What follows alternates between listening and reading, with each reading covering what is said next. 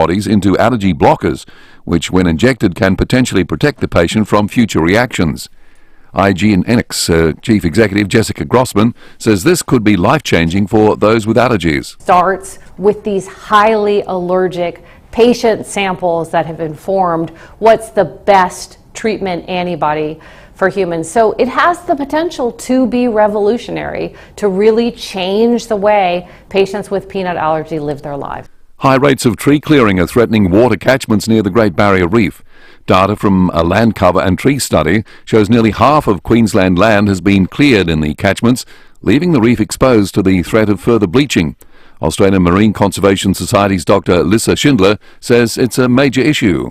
We know that there was a mass bleaching event this year. It's one of the worst on record, and the Great Barrier Reef is under a lot of pressure at the moment, and so we need to be removing every threat we can from that is going to impact it. The Mayor of Paris and Olympic bosses have taken a plunge into the River Seine to prove the water is clean enough for water sports. Chief Games organiser Tony Estanguet says it's a major milestone for the event. We are ready for the Games. It's a great symbol. The day before the first athletes will arrive in Paris.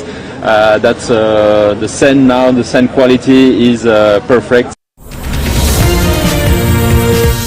Now turning to FIVEAA Sport. Experience the 2024 new-gen Mitsubishi Triton with 10 years warranty and servicing. Test drive at Agostino Mitsubishi. And good morning, Corey Norris. Good morning, Graham. New South Wales has reclaimed the State of Origin Shield, beating Queensland 14-4 in a decider for the ages in Brisbane. The Blues didn't lead until the 65th minute. Bradman Best scored the try that broke the game open and says that put the pressure on. I wasn't concerned. We knew what we had to do.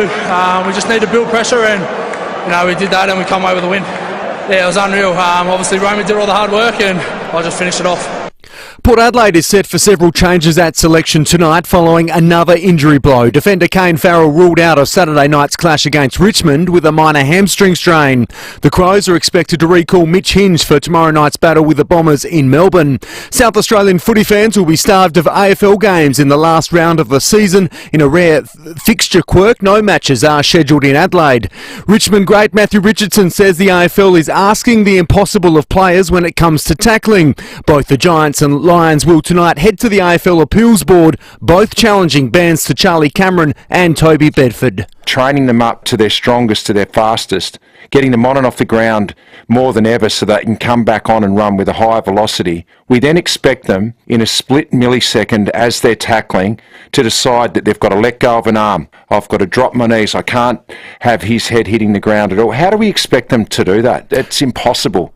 That was Richardson on Wide World of Sports. And Ecuador's Richard Carapaz has won stage 17 of the Tour de France. And that's the FIVEAA Sport. Now the FIVEAA forecast. Next time you hit the brakes, think about the last time you had them checked. Call 1300 Automasters now. Cloudy and 14 today. Tomorrow showers, becoming windy, 15. Saturday those showers easing in 15 degrees. And Sunday a shower or two, 16. Currently it's 8. More news as it happens on FIVEAA. It's our first Christmas in July at Wayville Hyundai, and we're inviting you to join us by popping a gift under our Christmas tree for Kickstart for Kids. Together, we can help.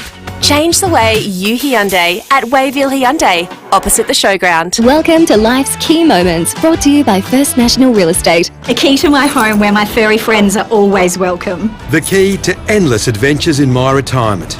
The key to growing our own veggies and plenty of space for the kids to play. The key to living the dream away from the big smoke. The kids and girls night? Every night. Your key to happiness awaits. Visit firstnational.com.au or call 1800 032 332. First National Real Estate. We put you first. Have you ever tried to go four-wheel driving in a hatchback? Maybe you decided to clean the gutters without a ladder. Or perhaps you and your partner chose to put some flat-pack furniture together without following the instructions. That is never a smart idea. Take it from personal experience. But now you can make it McSmart with the new McSmart meal from Macca's. Your choice of 2 cheeseburgers or 2 chicken and cheeseburgers or one of each with the small fries and small soft drink for just $6.95. Available from 10:30am right through till midnight at participating restaurants. Excludes McDelivery. Save on winter coffees at Coles. With Nescafe coffee sachets 8 to 10 pack, now half price at just $3.80. Just $3.80. That's great value, hands down, at Coles. Offer ends Tuesday. Harvey Norman, home of the new Samsung Galaxy range with Galaxy AI.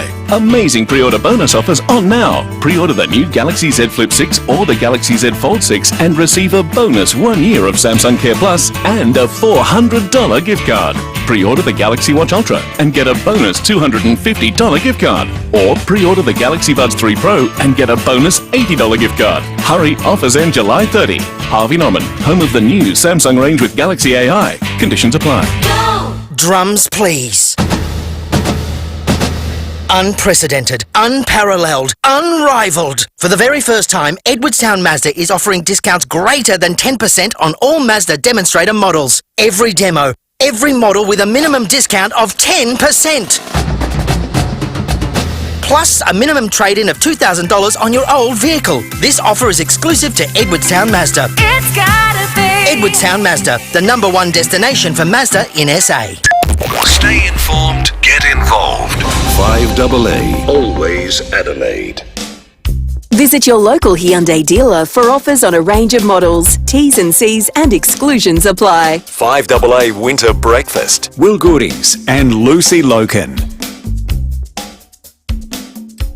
7 minutes after 6, good morning to you. Thursday the 18th of July. Matt Abraham on the show today. David Koch, the Movie Bowl. And we're chatting with Jeremy Roberts, supporter of the petition for Hahndorf. If you're a Hahndorf resident this morning or a frequent hills goer or a commuter, truck driver, anything like that who's been impacted by the Hahndorf road developments, we'd love to hear from you. 8223 0000. Will, good morning to you. I suspect we'll get some calls on that one, Luce, over the course of the morning, and we'll get some Dutton's texts as well, because the people of Hahndorf are rightfully pretty energised about this. Beautiful part of Adelaide. We all should have some thoughts about how best to serve that community, but no voice needs to be louder than the people that actually live there. We need to protect it, because it is a magnificent place to go, and it's very important in a tourist sense as well. It is dark outside at the moment. It feels wintry and black and dark. I got talking with Casey Trelaw, who's been doing the weather for Channel 7, of course, in the last couple of weeks. She's been doing a lot of broadcasting from Illuminate, the lights festival that's going on in North Terrace. There's a couple of big, what do you call them, Matt? Is it an exhibition? Installations. Installation, thank you, Lucy. An installation at the zoo and the Botanic Gardens as well. And we've been crossing to her every night, and she's been standing in front of these magnificent looking light displays, and it looks very spectacular, terrific on TV. And I said to her last night, because she was back in the studio, is anyone going to this thing? Is it very popular? And are we just getting to see the best of it because you're standing in front of the best thing? What's your review of it, essentially? She said, one, it's spectacular. It just looks terrific. There's some fire thing on in the Botanic Gardens. I'm interested to know if any of our listeners have gone along to see it, that she said is just magnificent. But beyond that, and most interestingly, I think, the thing she said is she's been blown away by how busy it's been, no matter where they've gone. So forget the installations, picture the North Terrace where the buildings they project those, which I think always looks great. They project images and tell stories by using the facades of the really pretty buildings of the Art Gallery or Adelaide University. I don't know what the names of the halls are. Bonython Hall. There you go, Bonython Hall. And she said it's unbelievable how many people are there. How many people are there considering it's generally about 7 degrees at night, 8 degrees at night, and it's the middle of the week. It'll be a Tuesday night or a Wednesday night. How many people have got along to see it? I'd love to hear your reviews of it, and whether you think it's as spectacular or whether you've been surprised by the people that have gone. I wonder if there may be a cost of living element to it as well, because it's free entertainment. A lot of it, at least North Terrace is, which is, I think in some years has been the peak of it. Have you got along? Do you have any thoughts? We'd love to hear from you. 8223 0000. You haven't been there yet, Luce, have you? No, I haven't, but that's because I'm just shocking in cold weather. As we know, I'm sitting here at the moment, 8 degrees outside, currently in a coat, a jumper and a blanket. That's inside. Hopeless. Yeah, it's not your kind of event. I should make the effort to go, because I've been a few times and it is spectacular, but winter for me, I get inside and I get under a blanket and I'm set. I'm not moving. And I know today will be exactly the same, because it's movie day, and whilst I'm hoping I don't have to watch a 3-hour film, excellent. I'm not going to complain about it, because I just want to sit under the blanket and sit there. The Movie Bowl wheel will be spun at 6:35 this morning. We'll find out what Lucy's staying in out of the cold to watch. I hope it's a good one for your sake, Luce. Oh, gee, thanks, Will. I do too. Something you'll like. 8223 is our number. June has called into the program. Good morning to you, June. Well, good morning, everyone. You might know me through my work around Adelaide and my remedial work out at Blue Butterfly, my little side hustle, which hasn't been doing very well. I'm proud to announce that 1:30 a.m. this morning, Alice, the lady that I took in that was homeless, with 4 children from Africa, part of the Congolese community, her water broke, and I'm part of the birthing of it all. I did it, Adelaide. I did it. I'm so excited. Sorry, that's my first time that I've ever been involved, besides having my own children, which we all know my tragic story. So I just want to say thank you to SA Ambulance and the people who believed in me to allow me to have that opportunity. I'm a really good remedial massage therapist. And you know what? The 000 people, they heard that, how calming and how I did a fantastic job at 1:30 a.m. Well, congratulations to you, June. I've got COVID, all right? There's a big issue, everyone. I haven't got any income, and we've got 4 children here that I'm looking after. Would anyone like to drop some stuff at my front door for me, please? That would be fantastic. Okay. Yeah. Well, thank you, June. If someone can help me out. Thank you. Thank you. It feels like there's some parts of the story that not everyone necessarily is up with, me being one of them. But sounds like June's reputation precedes her, so if you'd like to help her out, I'm sure she'd greatly appreciate it. But she's got COVID, so wear a mask would be the advice, I think. I'm a little confused about what just happened, but it sounds terrific. Congratulations to you, June. 614 8223 0000, or you can text us on the Duttons text line like Mark has. He's amazing. Still took Chloe for her walk this morning. Dark, damp, muddy and miserable outside. No pea soup fog though. Everyone will be thrilled to know, Will. But I note our coldest point of the morning came at 2:45 a.m. It was 5.7 degrees. So if you're awake like June was at 2:45 this morning, it was 5.7 Birthing someone. Oh dear. Anyway, news headlines. How many listeners have we had that have been involved in the birth of a child that wasn't their own? I don't think. Do people want to hear about that eating their breakfast as they wake up? I'm not sure. Oh, well, you'd have to give us all the gory details, but I imagine it would be a pretty remarkable thing. Generally, it would happen because it would some sort of a, if not emergency, a surprise. Well, yes, especially in the middle of the night. I know Alice and your wife, you headed off to hospital very early in the morning. We did. You had a very prompt that was wake up. It was all official, professionals in that setting. It wasn't like we had to pull over and there was someone walking their dog or, a bus driver or something or other. But maybe you've been involved because it sounded exhilarating. June was up and about, Lucy. Frank on the text line says, morning, Angie and Will. Pambo's coming back on Monday.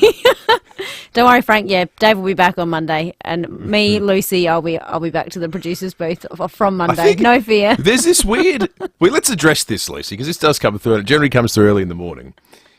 There's this weird sort of conspiracy theory through line. A lot of texts we're getting about, where's David really? What's actually going on? We don't know. Well, look, no, let's become clear. We've locked him up in a box in the car park. He's currently in a room, and he won't be let out until he's a good boy. No, he's on holidays. He'll be back soon. He's on holidays. He's back on Monday. He's back Monday. And then eventually I'm going to have a few weeks off coming up. And then people will be going, okay. Lucy's lost her job. What's the real story? What's going on? What are they talking about in the dark web? We talked about conspiracy theories yesterday, Will, and I know I said people still alive or have they actually died years ago is my favourite one. The work ones are my favourite ones. Yeah. Oh, has David lost his job and no one knows about it? Yeah. No. It's a big secret. Please don't tell anyone. 6:16 for your Thursday morning news headlines up next. Head south as the all-new GWM Cannon Alpha has arrived at Southgate GWM Ranella. Larger, smarter and gutsier than ever. Australia's first ever full hybrid ute with a combined 255 kilowatts and 648 newton metres. Also available in a turbo diesel engine with 135 kilowatts and 480 newton metres. All with 3,500 kilo brake towing capacity. Head down to Southgate GWM, 49 Main South Road, Ranella. Parties, weddings, big events. What do they all have in common? Pals. You know your pals want to have a good time, but what will everyone want to drink? That's when you need to speak to Parafield Airport Liquor Store. Pals will make sure you've got the right type of drinks, the right amount, and best of all, We'll make sure you've got the best labels that will keep everyone talking about your event. Parafield Airport Liquor Store. Pals. Next to Roulette's Tavern, Kings Road, Parafield. It's party time. Everyone is invited to the My Wallace membership first birthday party this Saturday, the 20th of July. Wallace Cinemas are celebrating all day with family movies. Inside Out 2, Despicable Me 4, Garfield, If, and Panda Bear in Africa for only $10 per member, and all the movies for only $12 per member. Celebrations continue all day with candy bar specials like 2 Choc Tops for only $8 or grab 2 packs of Maltesers or M&Ms for just $12. There's bargains on great movie merchandise and even a little surprise on your My Wallace membership. It's a great way to end school holidays with a day full of big screen magic and entertainment and a birthday party. To RSVP and book tickets or register for My Wallace membership, visit wallace.com.au, Wallace, Mitcham, Mount Barker, Noarlunga and the Piccadilly. Hi, Bronte Manuel from Toop and Toop Real Estate. 2 years ago, had anyone suggested that South Australia's property prices would be on par with Melbourne's, it might have been met with some scepticism. However, the unexpected has happened. Adelaide's property market is in full bloom, with the median house price surpassing the $900,000 mark for the first time in history. A true testament to the strength of our local property market. And no, these aren't just occasional spikes. It's solid, continued growth, reflecting a strong local property market with no signs of a slowdown. If you're contemplating selling in this profitable market, contact the experienced team at Toop and Toop. We have nearly 40 years of history backed with a strong track record of achieving exceptional sale prices. Visit toop.com.au to find out more. What starts with A and ends with E? Supplements for you and me. Live life to the full with Arbor Vitae, the anti-inflammatory supplement made from natural ingredients. Arbor Vitae provides relief from the symptoms of mild arthritis and joint pain. It helps maintain healthy blood glucose and cholesterol levels and improves cognitive performance. For Tracy from New South Wales, Arbor Vitae has saved her career. She's a cake maker by trade and suffered with sore hands for years. After trying Arbor Vitae, all her pain disappeared, and she thanks Arbor Vitae for saving her career. Arbor Vitae health supplements are now on sale at Chemist Warehouse, Australia's cheapest chemist. arborvitae.com.au. Always read the label and follow the directions for use. 5AA Breakfast is streaming live right now. To watch, simply head to 5AA on Facebook or YouTube. Visit your local Hyundai dealer for offers on a range of models. T's and C's and exclusions apply. 5AA Winter Breakfast. Will Goodings and Lucy Lokan. I think it's a full moon, Luce. Geez, our listeners are funny. Some Dutton's text coming through after what has been a peculiar start to the morning. It's got to have been said. Someone texted in a moment ago just saying, what a weird start to the morning, guys. Why don't we cut to an ad break and start fresh after that? And Daniel says, am I right? Did June give a newborn baby a remedial massage with COVID and no food? Please help me. I'm dizzy after that first call. You know what, Daniel? We're all searching for answers. I felt like one of those moments where you know you're dreaming and you think, well, this is so ridiculous that I know I'm not currently in the real world. And I still think we might be there, Luce. And you know when you're overtired and just everything is amplified? It's me right now. But we're going to press on anyway. It is 6:20. Let's get to some news headlines. Oh, I can't. All right. Nope, I got it. It's about the CFMEU, which is no laughing matter, that's no Will. laughing matter. There's serious face on. Dozens of building companies have reportedly been blacklisted by the CFMEU. News Corp's reporting this morning that scaffolders and traffic managers were blocked for not being aligned with the union. I can't do this. This is ridiculous. You need to close the text. Hey, everyone listening, we love your text, but for 2 minutes, can you not text in about June? Because Lucy needs to get through the news headlines. Okay? Honestly. Just as a sort of... This is a community service thing. But thank you, because I'll read them and chuckle away quietly over here without having to read anything. Sorry, huge apologies. I need a second coffee, I think. The union is expected to be placed under full administration following allegations of serious misconduct, including intimidation, kickbacks and criminal associations. We're going to do more on this a little bit later today. Beck Pickering from the Civil Contractors Federation is going to have a talk to us about how the administration is going to affect the building industry here in South Australia, but also too unleashing the gates of hell was the sort of the language used in what was a pretty evocative press release from the CFMEU yesterday, in which they described the Prime Minister as soiling his pants on this issue. We're going to read it out, large parts of it after 7 o'clock, just to get you a sense of how nasty this relationship has turned between the ALP, the ACTU, the Union of Unions, and the CFMEU, and we'll do a lot more on that story today. More than 100 kilos of methamphetamines bound for Queensland has been intercepted by Indonesian authorities. The haul was discovered on a shipment that had stopped to refuel before heading to Townsville and then Brisbane. It has an estimated street value of more than $50 million.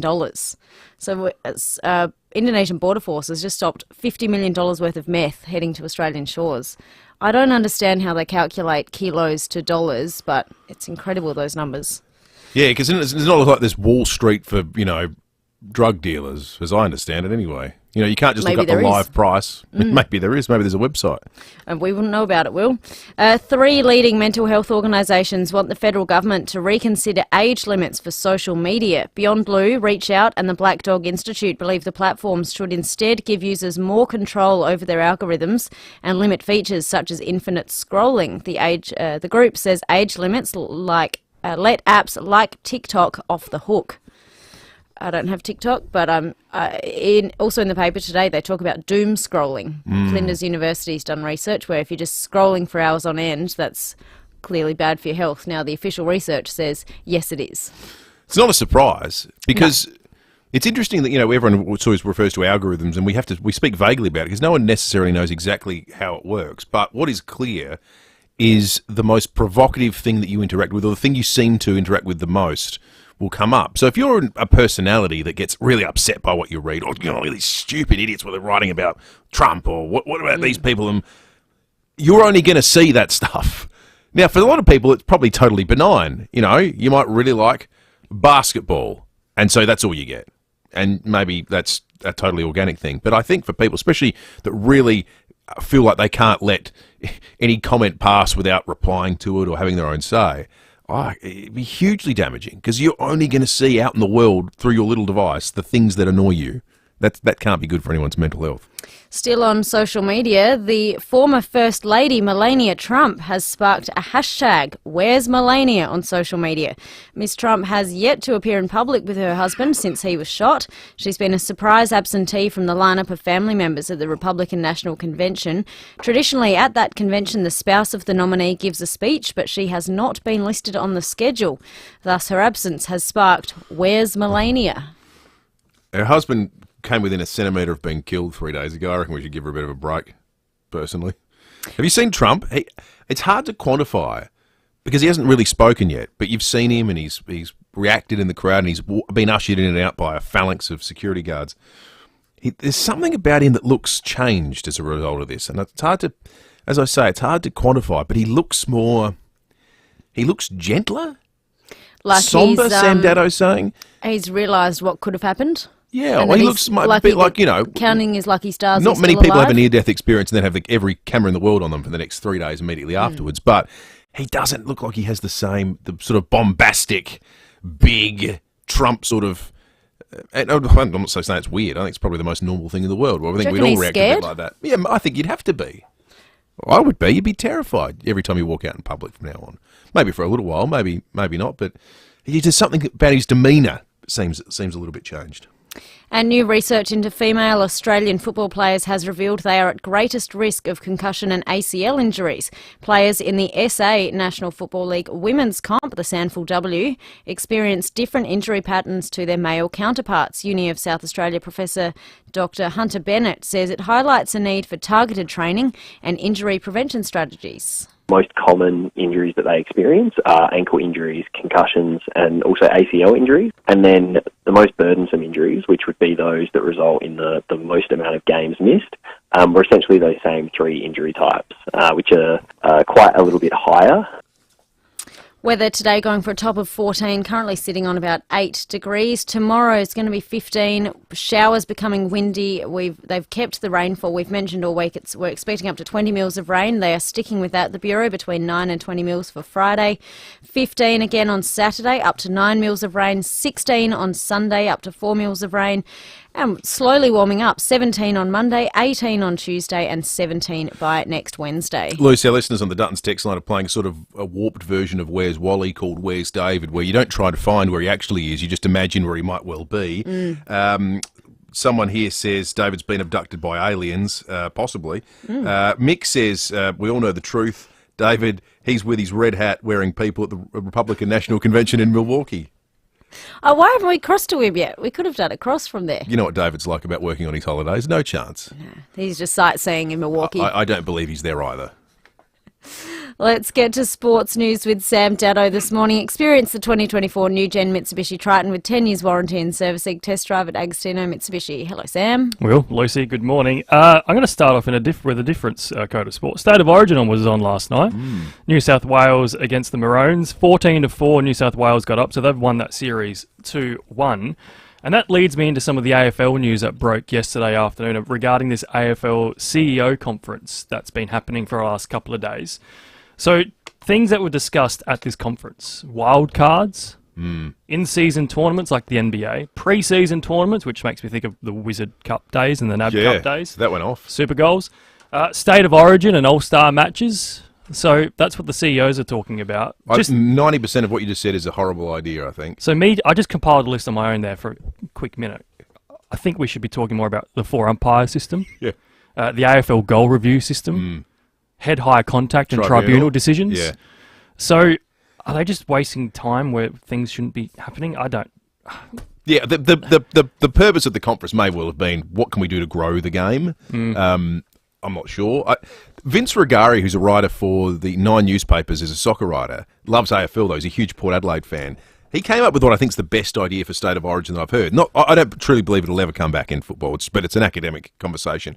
He said the way he'd do it, and wrote a whole piece about it, was to do it a bit like the World Cup of soccer. Have it every 4 years. So you're only going to ever get a chance to play in maybe 2 or 3 over the course of your career, probably.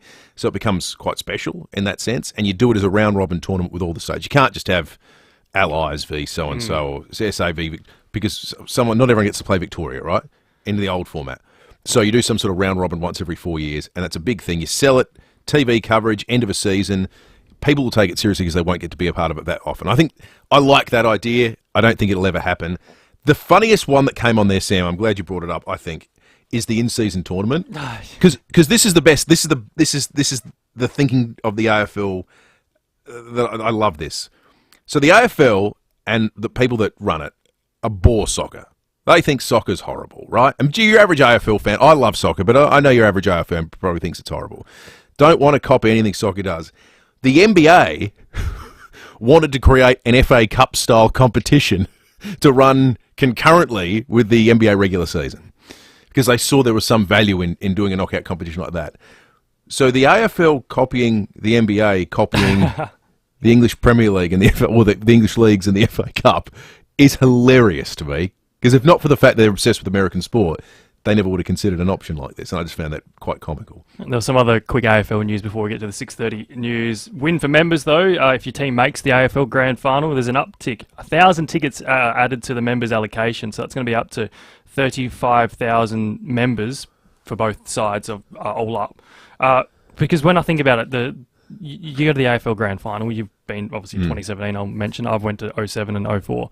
How it's all the corporate vibe. It's not members. But you go to a prelim. It's great. It is one of the loudest experiences you'll ever see. Or, if you're lucky enough to go to the 2010 AFL Grand Final replay, which would have just been flat-out members.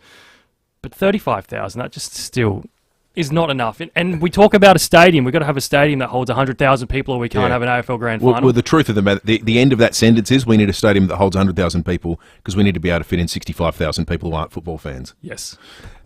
Dave Lloyd, our Aberdeen correspondent, texted this in. He said, and you'll appreciate this as well, Sam, David told me he's going to Sydney to spend the week in the studio audience of the project. Thank you, Dave. I think we can rule that one out as well. I saw him on the panel of the project once. We I understand why he never got invited back. I cannot wait to see it again. The Movie Bowl, with all thanks to Wallace, up after the 6:30 news.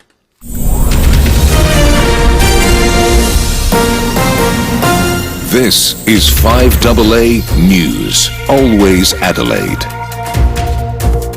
Cloudy and 14 today with the 6:30 news. I'm Graham Goodings. Looking for the perfect winter exercise? Physio Extra offers clinical Pilates at 6 locations. PhysioExtra.com. The Australian Council of Trade Unions has suspended the construction division of the CFMEU amid allegations of corruption and criminal infiltration. The suspension will last until the CFMEU can demonstrate its well-functioning clean union. ACTU President Michelle O'Neill has told Today the decision was necessary. Working people need good, strong unions they can rely on. We can't have criminal infiltration in our union movement, and we're concerned about stories that have come out, and we want to make sure there's an independent administrator in place. So we've called on the CFMEU to cooperate with the appointment of that administrator. Social media companies are being called on to improve safety on their platforms. A group of mental health organisations has submitted a joint statement to the federal government. It includes recommendations like limiting infinite scrolling features. Beyond Blue is among the organisations involved. Chief Executive Georgie Harmon says companies need to step up and play their part. It's called safety by design. We need to hold social media companies to account so they design their platforms in safe ways.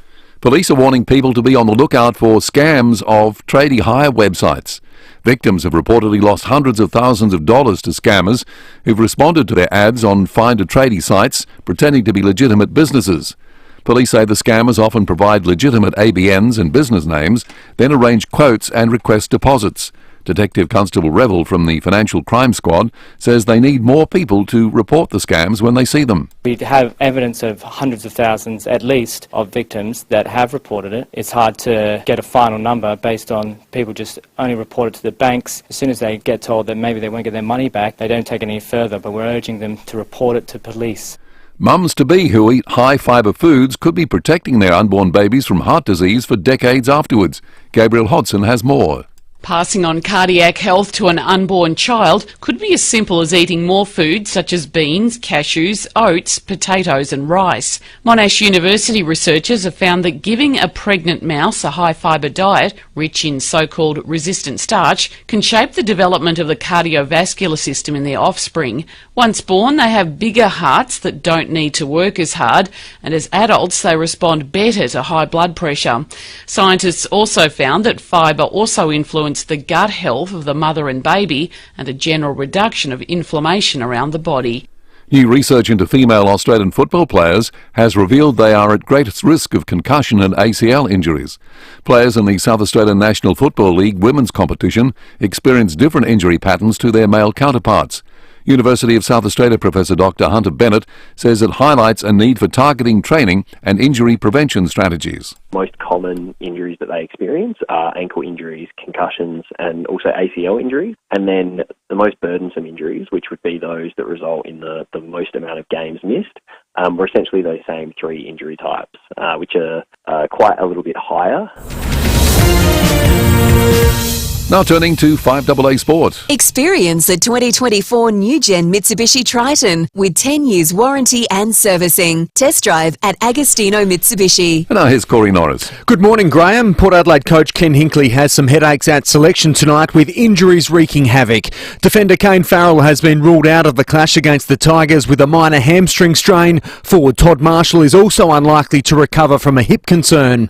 The Crows will head to Melbourne today ahead of tomorrow night's battle with the Bombers at Marvel Stadium. Defender Mitch Hinge is expected to return to the lineup. Both the Giants and Lions are heading to the AFL Appeals Board tonight to challenge bans to Charlie Cameron and Toby Bedford. The 3-week suspensions had stirred vigorous debate about tackling, and former Richmond captain Jack Revolt telling Fox Footy it's created plenty of confusion. I think I'm confused. I think we all are. And for me, fundamentally, the fact that we're going to the Appeals Board for the third time in 7 days says that the tackle isn't sitting well with the football community. Certainly the player fraternity at the moment is a bit confused, or definitely confused. New South Wales has made history in the State of Origin decider, beating Queensland 14-4. It's the first time since 2005 that the Blues have won a Game 3 decider north of the border. And Socceroos captain and goalkeeper Matt Ryan has officially signed with Italian club Roma. And that's the 5AA Sport. Now the 5AA forecast. Next time you hit the brakes, think about the last time you had them checked. Call 1300 Automasters now. Cloudy and 14 today. Tomorrow showers, becoming windy 15. Saturday those showers easing and 15 degrees. Sunday a shower or two 16. Right now it's 8. More news as it happens on 5AA.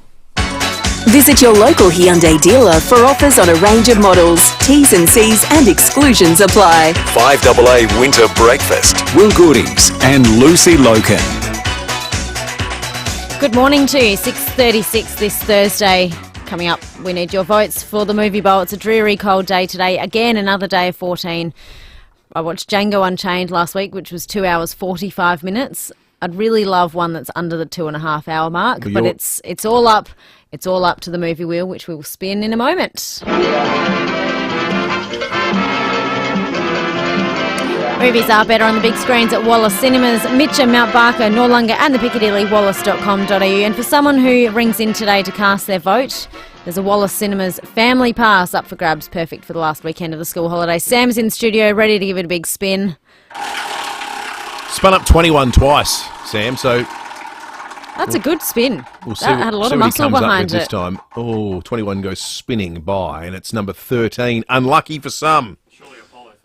Apollo 13. No, I don't think it's going to be Apollo 13. Let's have a look. I've got the list in front of me. Number 13 is the bottom of page 1. What year is it? It's 2001 because 13's been spun up before. When I wasn't here, it was born on the 4th of July v Dead Poets Society, which you gave your first 5-star. Is there another 5-star coming as we go back 23 years to 2001?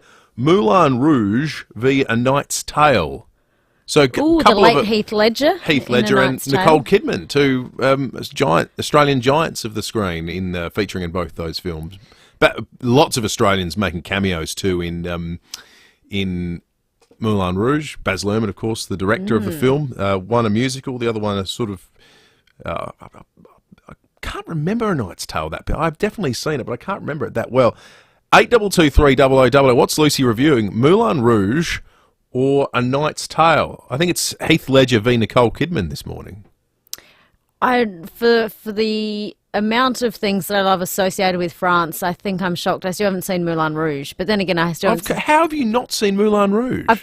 You've been to the Moulin Rouge, I've been to the Moulin Rouge, yeah. It was fabulous and worth every single cent that it takes to get there, and I would highly encourage it if you ever get the chance. But I haven't seen the film, but again, not surprising. I haven't seen Titanic. I haven't seen The Sound of Music. Like, it's just added to the long list of ones that I haven't seen. So 8223 if you're a fan of Nicole Kidman or Heath Ledger, we'd love to hear about it this morning. What's Lucy reviewing? Moulin Rouge or A Knight's Tale? I've only got Moulin Rouge factoids because I think this could be a first for the Movie Bowl. I'm not too sure. We've had one of the stars of Moulin Rouge in the studio before. David Wenham has been we interviewed once before. Plays the Duke. Really? Yeah, we had him in the studio for some production that he was a part of. I can't remember what it was, but he sat to my immediate right. Not sure if that's a deciding factor in how people will vote. 8223 Moulin Rouge v A Knight's Tale. What do you think, Sean?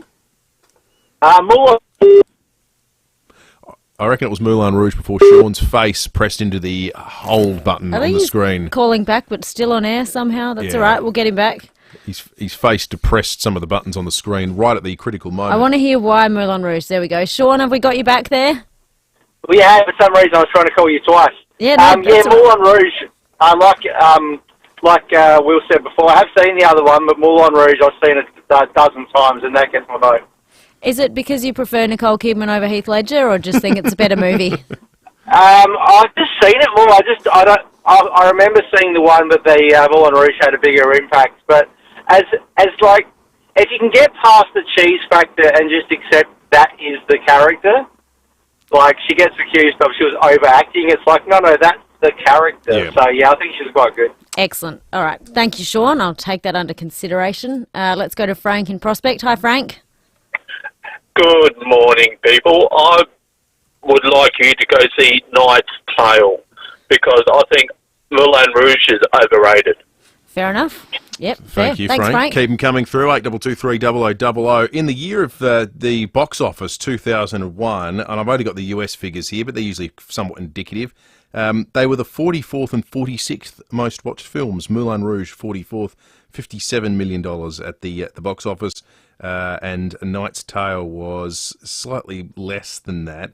It was 56 too. So 57, Moulin Rouge 56 million for A Knight's Tale. That was the total the gross that it brought in. Also that year, Harry Potter and the Sorcerer's Stone, which is the first Harry Potter, isn't it, Liz? Absolutely, it is also known as Philosopher's Stone here in Australia. Yes. Why did we change it?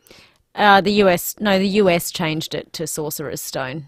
She wrote it as Philosophers. Right. How bizarre. Shrek, Monsters, Inc., big year for kids' films. Rush Hour 2, The Mummy Returns, Pearl Harbor, Jurassic Park 3, Planet of the Apes, Hannibal, and Lord of the Rings, Fellowship of the Ring rounded out the top 10 for the 2001 box office. Moulin Rouge v. A Knight's Tale. We're going to need a casting vote here because we've got, I think it's one apiece. Dean in Parafield Gardens, good morning. Moulin Rouge, overrated. So are you voting for Moulin Rouge or are you voting for the other one? No, A Knight's Tale, love. Yeah, Knight's Tale. Wonderful. Thank you, Dean. Dean, we'll send you off to Wallace Cinemas with a family pass. Get to Wallace at Mitcham, Mount Barker, Noarlunga or the Piccadilly, or check it all out at wallace.com.au. Thanks, funny Dean. text coming through. Dion, this is a good question for you, Lucy. Dion asks, have you heard the song Lady Marmalade? Absolutely, the I song have. is more famous than the movie, in my opinion. Yes, the one line of it in French is basically, will you go to bed with me? Oh, is that right? Yeah. That's what people have been singing all these years. Yes. Tessa says, I voted Moulin Rouge as a historic documentation of Nicole Kidman's original face. I'm keen to see it too, Tessa. However, it won't be this week. Watching A Knight's Tale. Looks like it's A Knight's Tale. A Knight's Tale. In a boil over. I don't think I've seen anything with Heath Ledger in it, upon reflection. Two Hands, great Australian film. No. Batman, obviously, he got lauded for shortly before he died. The Christopher Nolan, The Dark Knight, the second film, is The Joker. He was terrific in. No. Brokeback Mountain, no. No. Oscar award-winning film. Just trying to think what else. He's been in some big... The Patriot with Mel Gibson. 10 Things I Hate About You, the rom-com. I have seen that. I don't remember a single second of it, but I know I've seen it. It's a waste of talent. It's a very sad story. He was a wonderful actor, Heath Ledger. Someone else, Rob, however, said with these two movies, the winner will be Sleep. Rob, I don't disagree with you. After what we're thinking is somewhat of a full moon and my overtiredness, there's every chance I'm going to have a nap first. Well, it's A Knight's Tale. Thank you, Rob. 82230000. We'd love your calls for the rest of the morning or on the Duttons text line. All new Triton in stock for immediate delivery with great driveway deals at Duttons Mitsubishi Murray Bridge. 08 1395. Let's get to your traffic. Thanks, Lucy. And morning, Will. At Waterloo Corner, reports of a car fire, Port Wakefield Road near Dunn Road. Happy Valley, traffic lights out of action there. Main South Road near Chandler's Hill Road, just near the reservoir. Turn off at the top of the hill. Slow for work, South Road at Glandon. New bitumen went down last night, so speeds at 40 heading to the city. And you'll find early morning cameras, Anzac Highway, Ashford, and Bradley Grove at Mitchell Park. The Woolworths online super sale is on now, up to 50% off new products every week until August 6. Shop woolworths.com.au. Exclusions and T's and C's apply while stocks last. Adelaide's most accurate traffic on 5AA. Drums, please. Unprecedented, unparalleled, unrivaled. For the very first time, Edwardstown Mazda is offering discounts greater than 10% on all Mazda demonstrator models. Every demo, every model with a minimum discount of 10%. Plus a minimum trade-in of $2,000 on your old vehicle. This offer is exclusive to Edwardstown Mazda. It's gotta be Edwardstown Mazda, the #1 destination for Mazda in SA. Harvey Norman, home of the new Samsung Galaxy range with Galaxy AI. Amazing pre-order bonus offers on now. Pre-order the new Galaxy Z Flip 6 or the Galaxy Z Fold 6 and receive a bonus 1 year of Samsung Care Plus and a $400 gift card. Pre-order the Galaxy Watch Ultra and get a bonus $250 gift card. Or pre-order the Galaxy Buds 3 Pro and get a bonus $80 gift card. Hurry, offers end July 30. Harvey Norman, home of the new Samsung range with Galaxy AI. Conditions apply. Get ready to bring your energy to Westfield. As a proud official partner of the Australian Olympic and Paralympic teams, Westfield is set to transform into your local games village. From July 26th, head to your local Westfield for free activities, competitions, live music and more. Plus, watch key events from the Paris Olympics and Paralympic Games on screen. You can bring the whole family to cheer on Australian athletes in the ultimate celebration of sport. For more info, visit your local Westfield website or social channels. It's the show that's given away over 1.6 million. Yes, yes! And it's the show that makes dreams become real. Deal or No Deal, 6 o'clock weeknights on 10 and 10 Play. The critical part of any healthcare is the care. It's about being by your side when you and your loved ones need us most. Through late night fevers, through the rough and tumble of weekend sports, through weird rashes, mystery aches, and knowing in your heart that something's not quite right. From surgery to rehabilitation. Through emergencies, mental illness, chronic diseases, and for better health. Your doctor cares. Let's take care of them too. Authorised by Dr. David Pope, Samoa, Adelaide. Visit your local Hyundai dealer for offers on a range of models. T's and C's and exclusions apply. FIVEAA Winter Breakfast. Will Goodings and Lucy Lokan. 6:46. Gosh, our listeners are very funny on the text line. I won't start reading them out again, else I will inevitably just end up crying, laughing, and letting you do all the work on this show. I should apologise. One of the listeners has pointed out I was incorrect. Richard Roxburgh played the Duke in Moulin Rouge, not David Wenham. I don't know why I got David Wenham in my head. Terrific actor as well, David. But Richard Roxburgh, and who now it's Richard Roxburgh. Richard Roxburgh. It's coming back to me. He came in as I think he was narrating a terrific show at the Symphony Orchestra. Right. It may have been the man from Snowy River. Well, we know we've done a couple of these where they get in a narrator to do it, and then they play the music of it. I've just looked back on the FIVEAA podcast, and I can't quite find it. But Richard Roxburgh, yeah. Yeah, I reckon he's been on the show at some point as well. Yeah. That's what I was thinking of. Sorry, Richard. Rake is a fabulous show with Richard Roxburgh. Anyway, moving on from TV and movies, let's get to our weather update with Chris Kent from the Bureau of Meteorology. Morning, Chris. Good morning. Cool start to the morning. What are we in for today? Yeah, it was a cool start. Currently sitting around 8 degrees in the city, but we did get down to around 3 degrees out of Parafield, which was interesting. A bit cooler than expected. But looking at a pretty clear day today, those showers that we saw yesterday still might get the odd light shower around Adelaide, but far more isolated than we saw yesterday. Saw a couple of millimetres recorded throughout the day about the Adelaide and up around 10 millimetres in the Mount Lofty ranges. So that's sort of a thing of the past now. But those winds will turn around to the northwest later this afternoon ahead of the cold front that's moving through the Bight. I expect those winds to be pick up from tomorrow. And could see some pretty gusty showers with that front expected to move through Adelaide tomorrow. Might even see sort of the odd spot of hail with some of those showers as well. So just be wary of that. Could see some reasonable rainfall as well with 9 to 20 millimetres forecast about the Adelaide and Mount Lofty range areas. So there's potential for maybe a warning, a severe weather warning as well, so just be wary of that. With those strong westerly winds coming in behind that front, we do have some strong winds forecast for the local waters as well around Adelaide, so getting up to gale force tomorrow with that, or as that front moves through. So expected to get a little windy and wet over the next 28 to 48 hours.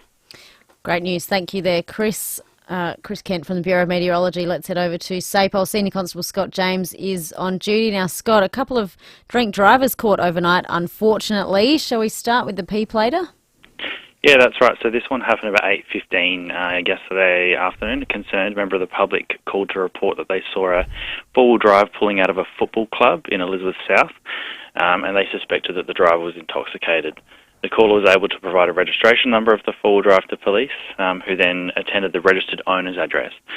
Now, when the patrols arrived at the Elizabeth Grove home, at the same time, the four-wheel drive pulled into the driveway.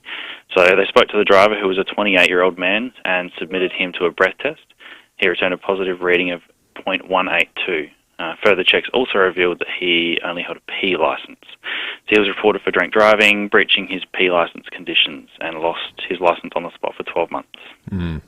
Also, Scott, a drink driver crashed his car in North Adelaide last night.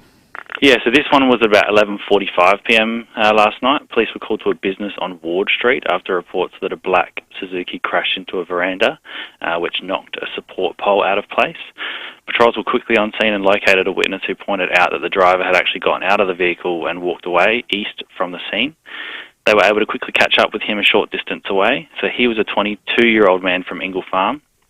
He was submitted to a breath test and returned a positive result of .090. Further checks on him revealed that he was also a P-plater. Thankfully, he didn't sustain any injuries from the crash, but the vehicle was not drivable and was towed. The veranda was secured and made safe by emergency crews. The driver, he was reported for drink driving, breaching his P conditions, aggravated driving without due care, and also issued a 6-month loss of licence. All right, good on you, Scott. Thank you for that. Senior Constable Scott James from St. Bowl. It's 8 minutes to 7. Time to head to the United States, to Milwaukee, Wisconsin, where the Republican National Convention is ongoing at the moment. And, of course, the eyes of the world on the convention. The outcome of it is largely academic. We know Donald Trump is the nominee for the presidential election a little bit later this year. The vice president has been named in J.D. Vance. So the surprises have come and gone. All eyes are now on the president. And indeed, what does it look like having the Republican Party in one place, surrounded by this wall of steel, as it was described to us on the program by Amelia Brace yesterday, at a time of heightened tensions in the United States? We're getting beyond the specifics of the politics and getting a bit towards the tension, the feeling, this rather peculiar build-up to a US presidential election. We've got one candidate, people wondering whether they've even going to make it to the finish line, and another who's just survived an assassination attempt. So for that, we wanted to speak to someone who lives in the area, works in the area. Mary Spicuzza works for the Milwaukee Journal-Sentinel and joins us on 5AA Breakfast now. Mary, good morning to you Adelaide time, and thank you for talking to us. Thanks for having me. Could you just describe to us, Mary, I don't know how long you've been there at the Journal-Sentinel, but what's Milwaukee feel like to live in right now with this all going on? Well, yeah, so I was born and raised in Milwaukee, and I've been living back here as a reporter. And it is a wild place right now. It's a heavily Democratic city typically, so I think it's safe to say I've never in my life seen this many Republicans milling about downtown Milwaukee. So it is. There's a lot of security, obviously. So I am just about to head into the security zone. And as I've been walking downtown from where I parked my car, there have been 2 Coast Guard helicopters flying overhead. I crossed a bridge over the Milwaukee River, which is shut down, so the only people on that are also Coast Guard patrolling the river for security concerns. There are a lot of concrete barricades and metal fencing. So it's interesting. Inside the security barrier, it's very much almost feels like a carnival atmosphere. People seem to be in good spirits and enjoying this beautiful day in Milwaukee. Outside of the security barrier, it's kind of almost like a ghost town, aside from some attendees. A lot of folks are, working who didn't have to come downtown, were working from home this week. So it's an interesting mix right now. About this time yesterday, we were on air and news started to filter back about a fatal shooting just outside the exclusion zone there in Milwaukee. Details were pretty unclear at that point in time. Are you clear on what transpired there now? Well, so my colleagues have been covering that. I was inside the arena yesterday covering the speeches, but from my understanding, what happened was there were some police officers who were in town from Ohio. There are about, I think, 4,500 out-of-town police officers here right now.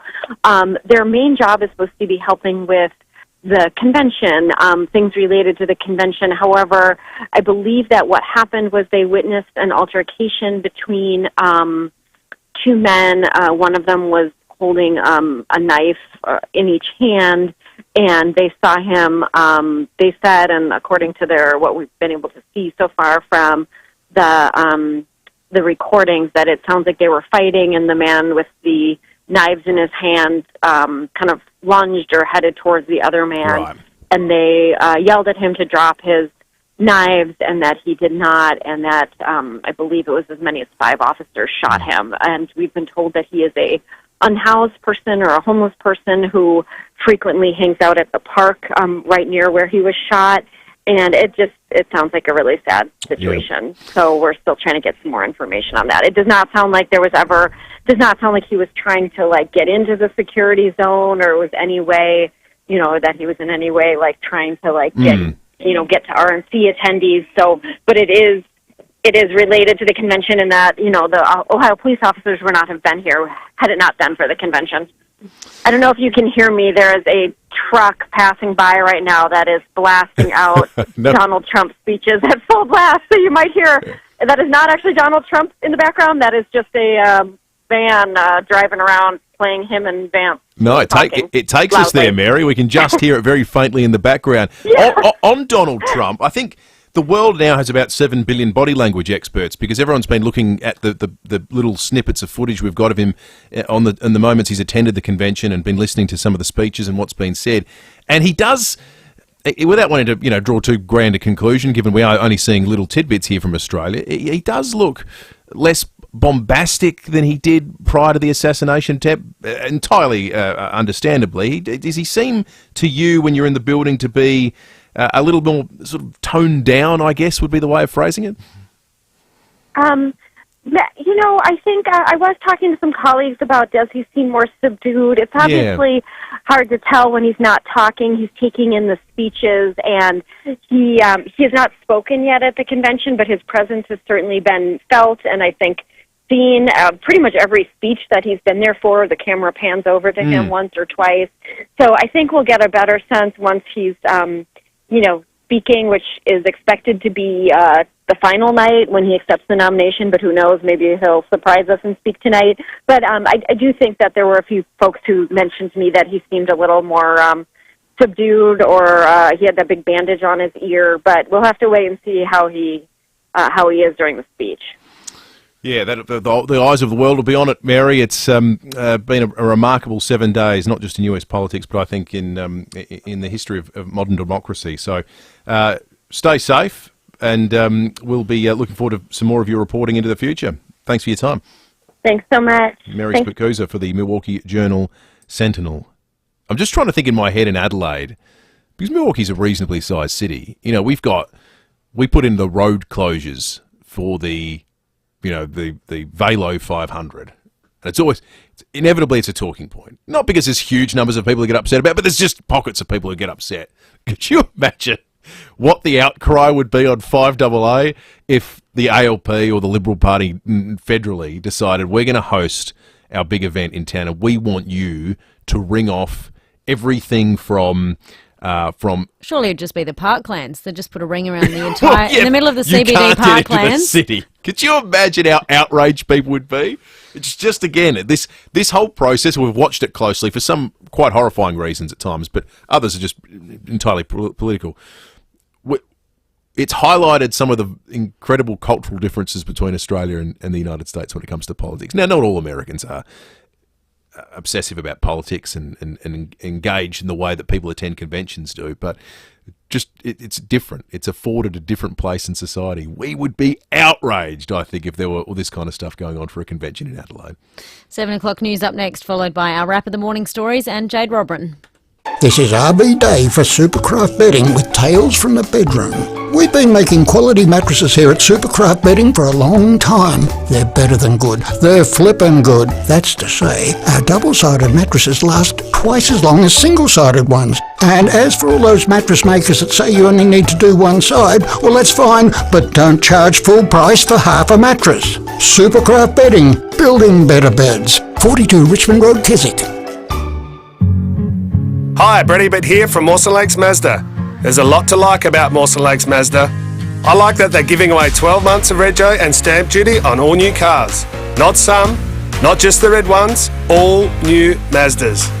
With an offer like free rego and stamp duty, Mawson Lakes Mazda can't do it for long.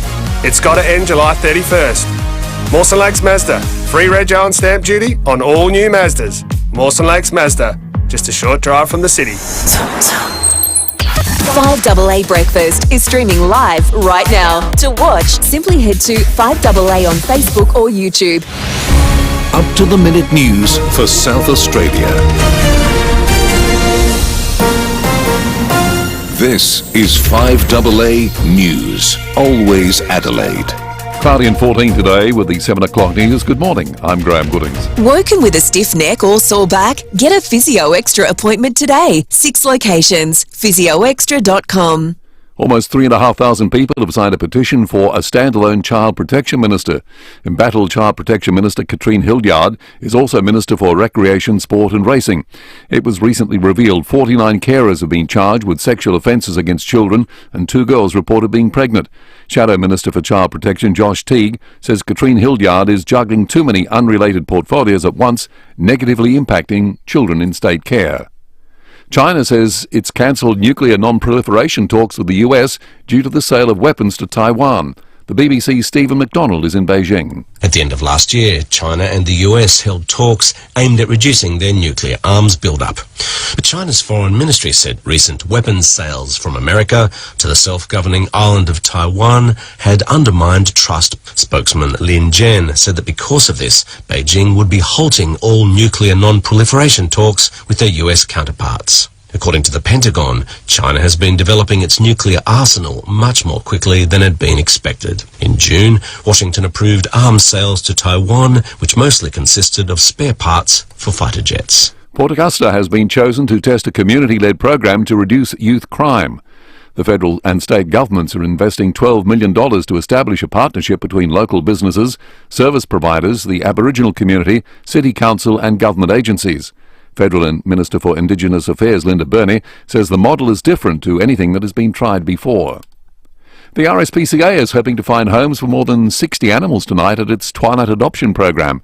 Carolyn Jones says the new animal care centre at O'Halloran Hill offers the chance to foster a pet to people who aren't ready to adopt them. It's always better for our animals to be in a home, a loving home, even though our new animal care centre is terrific. It's so much better than what we had at Lonsdale, but it is still better for them to be in a home. So if people maybe aren't ready to adopt an animal, maybe they might consider fostering one.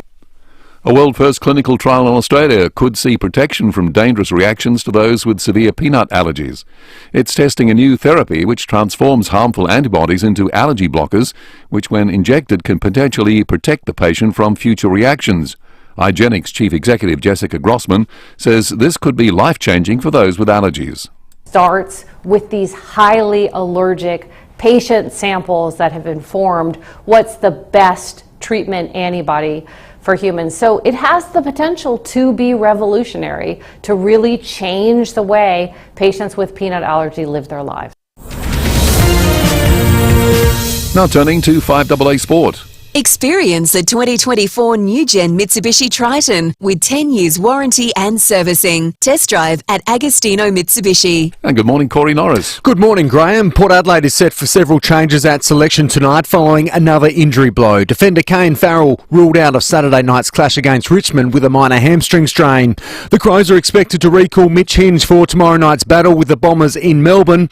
Richmond great Matthew Richardson says the AFL is asking the impossible of players when it comes to tackling.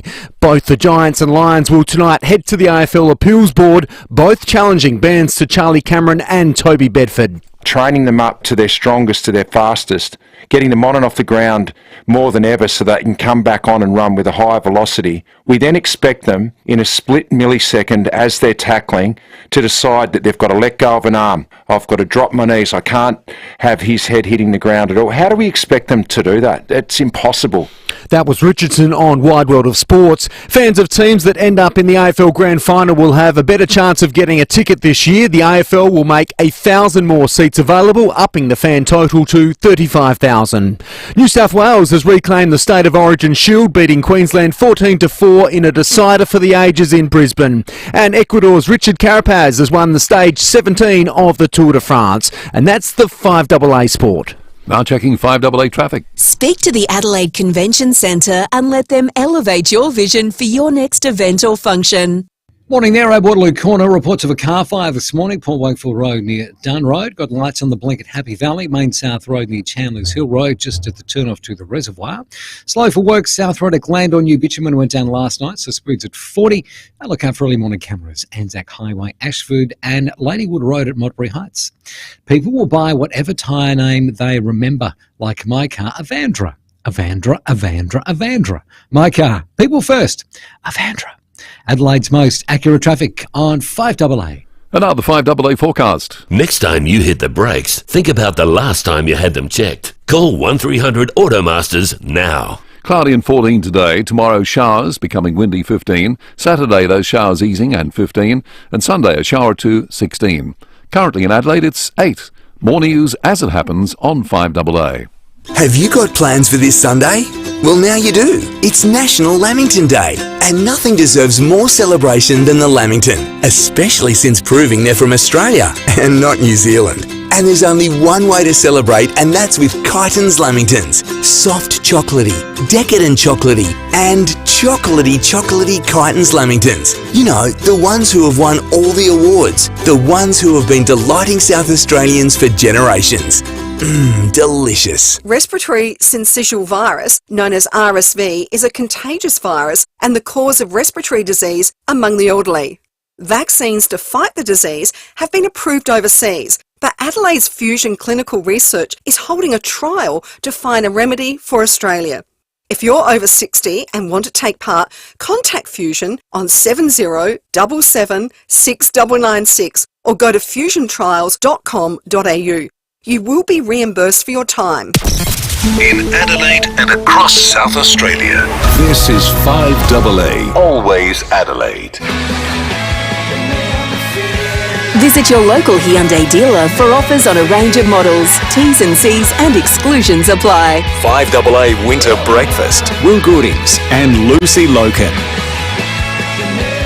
Good morning to you. 7 after 7 if you're just waking up. The sun is still down. The sunrise this morning is at 7:20, ever so slightly inching earlier and earlier. Yesterday it was 7:21. Today 7:20. The sun's setting at 5:25 this evening. Coming up on the show this morning in about half an hour's time, Matthew Abraham will join us for his spin of the week.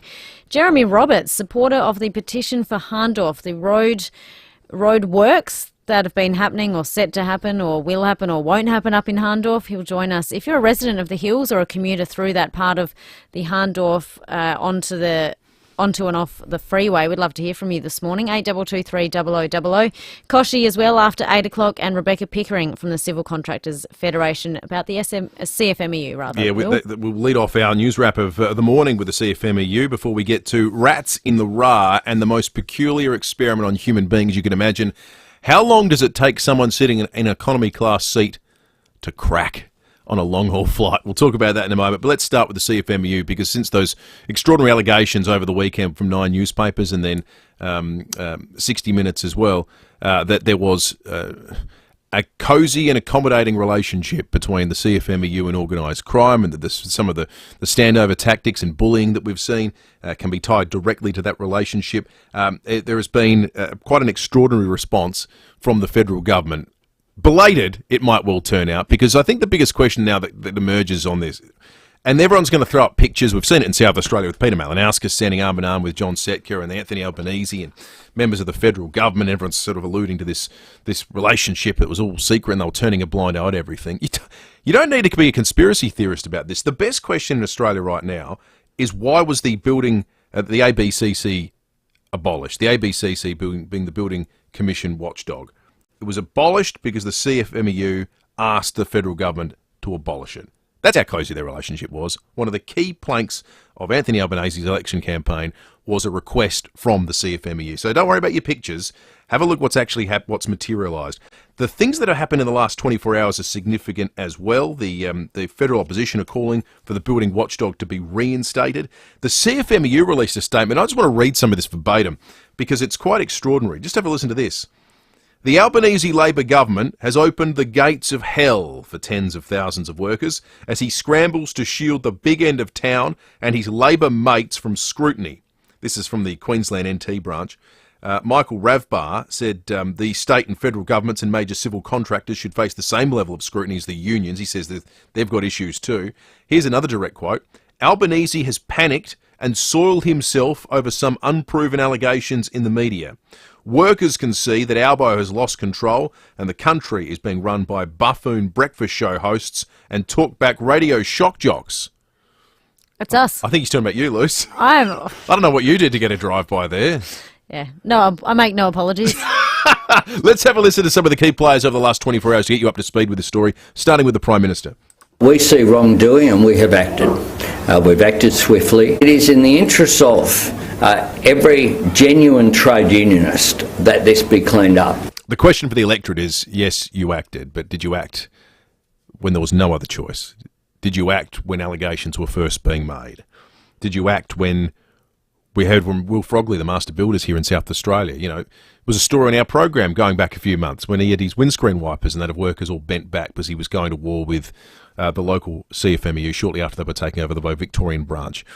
Now, the Prime Minister is not expected to respond to every one of those incidents, but has he only responded when he's been forced to? That's the question that the electorate's going to have to answer on this issue. Here's the opposition leader, Peter Dutton. Their thuggish behaviour, the criminal conduct, we're only just scratching the surface at the moment. And the Employment Minister, Tony Burke. The toughest action that can be taken is to appoint an administrator. If we simply went down the deregistration path, we would have an organisation still capable of bargaining and doing the entire business model that we've been seeing reported over recent days, with no layer of regulation or additional oversight that applies to registered organisations. It would be a gift to the worst elements, and I have no intention of going down that path. So deregistration is what he's talking about there. They've been disendorsed by the ACTU as well. That's the union for all the unions. Susan Close was the acting Premier yesterday, fronted a press conference and was asked about the CFMEU here in South Australia. Again, a little bit complicated, the history, if you haven't been following it closely, but the South Australian branch had been taken over by the Victorian branch in the last 2 years, which means, by extension, Victorian branch goes to administration, so too South Australia. Here's Susan Close. We need to make sure that if there is anything happening on construction sites in South Australia, that we are aware of it. So we will hear more about that over the course of the coming days as the gates of hell are unleashed on the Albanese government, and ultimately these allegations are the subject of an investigation. So we'll get some hard and fast answers as to how credible they are, and if they are, the whole thing's going to be dismantled and it's going to be very, very ugly. Tell you what's ugly, front page of the Advertiser this morning, rats in the RA. Don't eat your breakfast and have a look at page 7, certainly if you don't like seeing rats. Instead, you can look at page 5 and there's 3 cute plain puppy pilots in training. Anyway, go to page 7 instead. Yeah, page 7 isn't great. A photo hit social media with a headline, Ratatouille, posted by someone with the ex-username RattleDoc. There's a mouse or rat, I haven't looked at for long enough to determine which, saying, top tip to hospital managers, cutting cleaners' duties to save costs probably works out worse in the long term when it results in rodents in said hospitals. The Central Adelaide Local Health Network Chief Executive has spoken to the Tiser on the record and says mice and other rodents are a known issue in Adelaide's Central Business District and the parklands which the Royal Adelaide Hospital borders. Callan has a comprehensive plan in place across its hospitals to minimise the presence of pests. We work with professional contractors who, as part of the program, conduct daily visual inspections and use technology to monitor pest activity in real time. They also use baiting and trapping stations as a further prevention measure. It's a bit like a restaurant, though, isn't it? I'm sure that's all true. But the restaurant only needs one picture of a mouse or a rat to stuff it up, because that's all you think of when you go past it, or if you ever deign to go in it. Now, we don't interact with hospitals like we do restaurants, obviously, and you're going in there out of necessity, but reputationally not good. Probably obscures the bigger picture thing, which is, again, the emergency department of the RA was overcrowded last night. I think this is interesting. I'd be fascinated what our listeners have to say about this. The recent River Murray floods are being blamed for a surge in rodent activity in the Adelaide suburbs in this last year. Have you seen increased rodent activity near you? Let us know, 8223 0000. You can text us on the Duttons text line. And I think this is a peculiar little nice news tidbit to end on this morning. Qantas is conducting research into how passengers will behave on 20-hour plus Project Sunrise flights. So this all starts in 2026. Non-stop flights from the east coast of Australia to places like New York and London. Perth, London, of course, has been a huge success. Perth, Rome has been a big success. Perth, Paris exists as of Friday. Perth, Paris has just begun. Qantas CEO Vanessa Hudson says they were satisfied they weren't going to see tipping points for passengers in economy based on behaviours on those routes. So there's an experiment akin to the one we spoke about on the show last week, Luce, where people were locked in a Mars-esque bubble for 365 days to see what happens. They're currently testing to see, is there a point at which human beings jammed into economy start to crack? Is it at the 20-hour mark? Vanessa Hudson at Qantas says probably not. They've tried to make some allowances on these flights to account for the longer time frame. An 84-centimetre gap between the seats compared to 81 on other flights, on the 787-9s and the 78.7 centimetres in the Qantas 380s. There's also going to be a well-being zone where you can get up and follow specially curated guided movements on big screens on these flights. 20-plus hours on a flight, though. I don't dislike the idea of that dedicated space to do your movements. I think it's really important to get up and walk around in a plane, but often there's not a lot of room, so you're standing right up the back and just doing a few little leg lifts, and that'll get you through. So I don't dislike the little wellness section. I think the thing that's right, I don't know if there's a point at which people crack. I do think this. Everyone would prefer 20 hours in the captivity of economy class on Qantas as opposed to having to transfer between two different airports. Get off, disembark, hang around for 5 hours, get back on and do another 7 hours. Direct is always better. Are you saying direct is not always better? I'm a fan of the changeover. It depends which flights you have, obviously. If you are flying overseas, Singapore now, I think it's sort of an 8 or 9 hour layover, which isn't enough to probably leave the airport and get comfy, but it's a long time in an airport. But the ones through the Middle East, Qatar, Emirates, Etihad, those kind of things, usually have only 3 hours, which I find is enough to go for a walk, feel refreshed, get a coffee or a meal, or have a quick nap or something.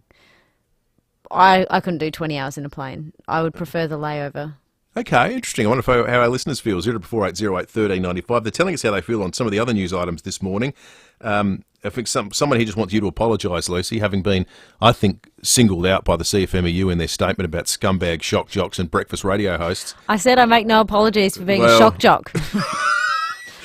Am I Kyle Sanderlands? I'm one in the same vein. Rob says, did the rats complain about the quality of the food was subpar, and did they have to wait 3 hours for their feed? Thank you, Rob. Few people have texted in that vein. Barry says, one would want to know, is there a bed available for the rats? Thank you for that. And Nathan says, 20 hours trapped in economy strikes me as the definition of hell. I agree, Nathan. We'll take a call on this in a moment. The thing that got me most concerned about the 20 hours is the air generation. You're breathing the same air for 20 hours as 300 of your closest mates. Yeah, I know they've got stuff for that, but... Doesn't bear thinking about. I know, I shouldn't have thought of that. That was my shower thought for the morning. Instead of what coffee do I want, it's what air will I be breathing with 300 people in 20 hours on a plane in economy. Shane in Brooklyn Park's called in on this. Hello, Shane. Yeah, g'day. About a year ago, before I travelled over to Paris, I sent an email to Qantas regarding doing exercises because my wife's got a really bad back. And, to be able to do proper back exercise, you need to lay on the ground and do your stretches. So what I suggested was that they take a couple of seats out. So remove a couple of seats, maybe 2 or 4. And the way around that is that up on your screen when you're watching your movie or whatever, it says it's your turn to go down to the back for 5 minutes to go and just do whatever back exercises that you need to do. But I never got a reply back from Qantas. But I thought, in the light of 20-hour flights, that's possibly something that airlines can do, especially to separate themselves from other airlines, that they offer an area where you can do those stretches. Yeah, I think that's a reasonable thought. Totally reasonable thought, Shane. Shane, thank you for calling in. That's a great thought. We're going to give you some Illuminate passes, family pass to, I believe it is Eden as part of Illuminate this week. You can still get tickets at illuminateadelaide.com.au, but Shane will send you off to Illuminate this week to go and see Eden. Jim's wondering if the rats get ramped. I don't think that might be the most galling part of the whole story, Jim. We're waiting down the ramp while the rats just walk in. Clever caption though on that Twitter, ratatouille. Again, I'm a simple-minded person, clearly not a shock jock, but I can't get past ratatouille. Stay listening, folks, because Lucy will be making a full apology to the construction union before 9 o'clock this morning. That's right. You can watch it all unfold on the Foodland Supermarkets Facebook live stream. But first, here is your traffic. Thanks, Lucy. At Happy Valley, traffic lights out of action. Main South Road near Chandler's Hill Road, just near the reservoir, turn off today. Slow for works at Morfordville, Morford Road near Maxwell Terrace. New bitumen's gone down South Road at Glandore, so she's down to 40 heading into the city. Super smooth, though. And we've got works at Port Adelaide to look out for, Commercial Road near Charlton Street. Cameras, Bradley Grove, Mitchell Park, and Clayson Road at Salisbury East. Snooze members save up to 40% off the RRP at Snooze, including up to 40% off mattresses and up to 40% off bed frames. Hurry, the Snooze member event ends Sunday. Adelaide's most accurate traffic on 5AA. 5AA Mornings with Matthew Pantelis. Stephanie has called in. Thank you so much for helping me yesterday. You called about the cost of living allowance? Yeah. Still waiting for my payment to go through to my bank. Okay. It's a little mix-up. Good, but it's on its way and hopefully it'll come through very, very quickly for you. Yeah. Matthew Pantelis. Good on you, Steph. Thank you so much. Thank you for... Much appreciated. No, pleasure. Weekday mornings from 9 on 5AA. Always Adelaide. Eliminate the middleman with JB Caravans. JB Caravans are a factory direct caravan dealership and they're having their grand opening sale next week from Thursday to Sunday. Check out full off-road hybrids from $79,990 and Aussie-made touring vans from $74,990, as well as incredible deals on off-road vans, Iveco motorhomes and cash and carry gear. Don't miss JB Caravans grand opening sale, July 25 to 28, 11 to 37 Port Wakefield Road, Jeps Cross, or visit jbcaravans.com.au. Join the great cover-up and get a Woolco Guardian pool cover. Made right here in SA, a Woolco Guardian pool cover will preserve your chemicals, keep your water clean, and you won't need to run your pump. Put your pool to bed for winter. Visit woolco.com.au. If you are thinking of building or you're renovating your kitchen, you have a lot of choices to make, but the first choice should be Smeg. We have an amazing Smeg showroom right here in Adelaide.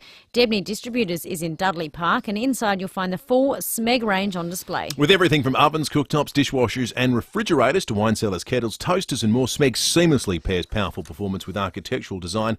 They're even putting on cooking demonstrations up in the kitchen over there. It's like the MasterChef kitchen. It's fantastic. And you can really taste the difference with Smeg. They've also been providing and proudly made in Italy since 1948. Their colour, design and technology is world famous. Smeg is technology with style. You can visit the Smeg showroom today at Debney Distributors, Harrison Road, Dudley Park. And to find out more about Smeg, listen every Friday afternoon with Stacey Lee during her Foodie Friday segment, All with Smeg. Feel good health catch on with Bupa. Get up to 10 weeks free when you join Bupa on eligible products. T's and C's apply. For award-winning health insurance, search Bupa 10 weeks free today. The way we connect with listeners is changing. Radio, podcast, streaming, in-store, and the way to connect your business with millions of Aussie listeners every week is at Amplify. August 27 and 28 at Jama's Restaurant, Bowden. Tickets are free, but you need to register at audiorsvp.com.au. Hear how audio can change the way you do business for the better. Register now at audiorsvp.com.au. It's our first Christmas in July at Wayville Hyundai, and we're inviting you to join us by popping a gift under our Christmas tree for Kickstart for Kids. Together, we can help. Change the way you Hyundai at Wayville Hyundai, opposite the showground. Know the news with Adelaide's 7 News. Don't miss Adelaide's leading news hour tonight at 6 o'clock. Visit your local Hyundai dealer for offers on a range of models. T's and C's and exclusions apply. 5AA Winter Breakfast. Will Goodings and Lucy Lokan. Jade Robin in a moment. Text here from Anne I'd just like to read out. We did the London to Perth flight recently. It was some kind of hell. After 13 hours I needed to get off. There was still 4 hours to go. And then there's still the Perth to Adelaide flight to make it home, which usually on average is 3 hours, that flight. Yeah. So it's 20, then That's plus a killer. another 3. Bad luck, Anne, but at least you got back to Perth safely and presumably home. Thank you for your text messages on the Duttons text line. Duttons also bring us Jade Robin this morning, out and about on the streets thanks to Duttons. Family owned and operated for 75 years. They're easy to do business with. Morning to you, Jade. Good morning, Lucy. Good morning, Will. The thought of being on a plane for 20 hours makes shivers down my spine. I could not do that at all. No, thank you. But I want to ask a question to our eagle-eyed footy fan listeners. Have you noticed the times and locations for the final round of the AFL season? Round 24, it is going to be very, very lonely here in SA, folks. Both our sides, they'll obviously be playing, but just not here. Yep. Crows will take on Sydney at the SCG and Port play the Dockers in the West, which means there will be no games played at Adelaide Oval in round 24, which is outrageous. Now, this has only happened 3 times since Port entered the comp in 97. Now, we go back to round 11 in 2019 when Port flew to China to play St Kilda and the Crows, they took on Melbourne in Darwin. Then round 14 in 2015 when Adelaide's game against the Cats, you remember that was cancelled due to the death of Phil Walsh. And then the opening round of 2014, there were no games played at Adelaide Oval, just to give it that extra week to get Adelaide Oval finished. That was the year it was built and handed over to play games at the AFL level. But this is really strange. Now, the only thing I can really think of is maybe it's got something to do with Gather Round and the fact that we did get a run of those 6 games at Adelaide Oval over that weekend. Or if you remember at the beginning of the season, Port had quite a big run at home. I reckon it was a run of about 3 games. So maybe that's got something to do with it. But the clubs would be absolutely spewing at this, I would have thought. Now, it is the showdown for round 23 and it's Port's home game. So the following week should really be a home game for the Crows. So I would say that they'd be quite miffed about that. That's loss of funds at the gate. But if you look at the ladder, if you look at the scheduling over the whole year, both Port and Crows will finish the year playing 12 games apiece at Adelaide Oval. But I don't know about you guys. I still feel ripped off. I feel like we should still have a game to just tap off that last round of the season. 822 300 00. Fans, what should we schedule in for round 24 at Adelaide Oval instead? What a great idea. I like that. Thank you, Jake. What should be scheduled instead? You know what's going to feel weird for Crows fans especially? Port 2, but it's at least it's the penultimate round. If there's any high-profile retirements, say, and the last round is often, especially when you're not playing for finals anymore, it's the moment fans get to say goodbye to some beloved Crows. Now, I don't know that that's necessarily the case. It's going to feel weird, the last opportunity to do that being the third last round, being August 11th. The last time the Crows will play at Adelaide Oval this year will be the 11th of August. Feels like a really early... It's not the end of the season. It's going to feel like a very early end to watching live footy if you're a Crows fan as a member. And as a South Australian, no live footy at Adelaide. Based on the way the ladder's looking at the moment, and again, 2nd to 13th is such a state of flux. Maybe Port will win enough games to ultimately play a home final. But as it stands right now, not even in the finals. So it seems like a home final is if not remote prospect, it's certainly just not a likely one, which would mean there'd be no AFL footy at Adelaide Oval after the 17th of August. Sort of does feel peculiar. Halfway through August, and that's the end of footy at Adelaide Oval. I love Jade's suggestion though, folks. Get your thinking caps on. What should we put at Adelaide? What should be on at Adelaide Oval for instead of the footy on round 24? 0448 08 1395. Please text us with your thoughts. Coming up after the 7:30 news, we'll get to your texts and Matthew Abraham.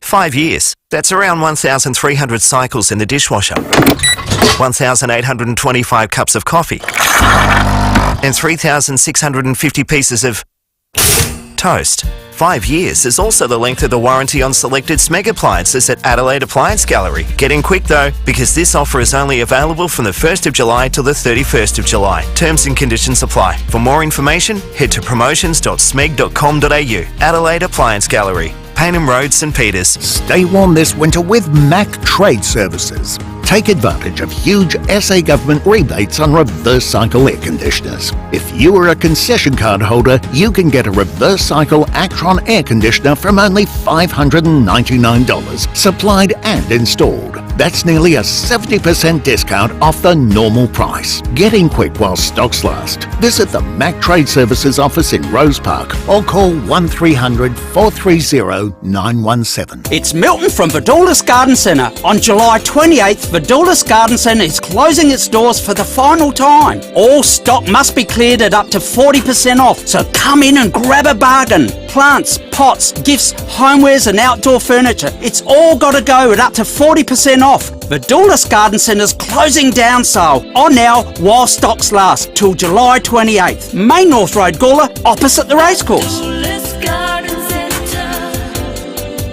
Here's some great news from Darren and Chris at ACET Transport Solutions. They've just added crane trucks on their fleet. These rigid trucks have their own crane for safe loading and unloading, perfect for the big stuff. With over 20 years of experience and over 200 vehicles in their fleet, there's plenty of rigid crane trucks on deck ready for your next delivery. Whatever the load, ACET Transport Solutions will handle your delivery safely. Don't just send it, ACET. Don't just send it, ACET.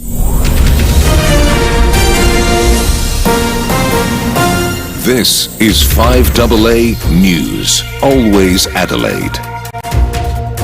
Cloudy and 14 today with the 7:30 news. I'm Graham Goodings. Looking for the perfect winter exercise? Physio Extra offers clinical Pilates at 6 locations. PhysioExtra.com. The federal government is under pressure to explain why it's taken so long to crack down on corruption within the construction union. After days of explosive allegations, the CFMEU is being placed under the control of an independent administrator.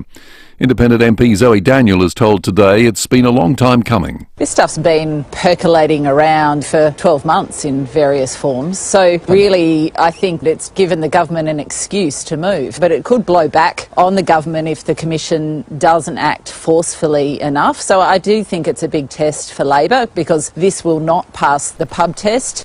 A P-plater was caught drink driving at Elizabeth Grove last night. A member of the public called police to report they'd seen a four-wheel drive pulling out of a football club in Elizabeth South, and the driver appeared drunk. Senior Constable Scott James says police were waiting for him when he arrived home. They spoke to the driver, who was a 28-year-old man. He returned a positive reading of .182. Further checks also revealed that he only held a P licence. So he was reported for drink driving, breaching his P licence conditions, and lost his licence on the spot for 12 months.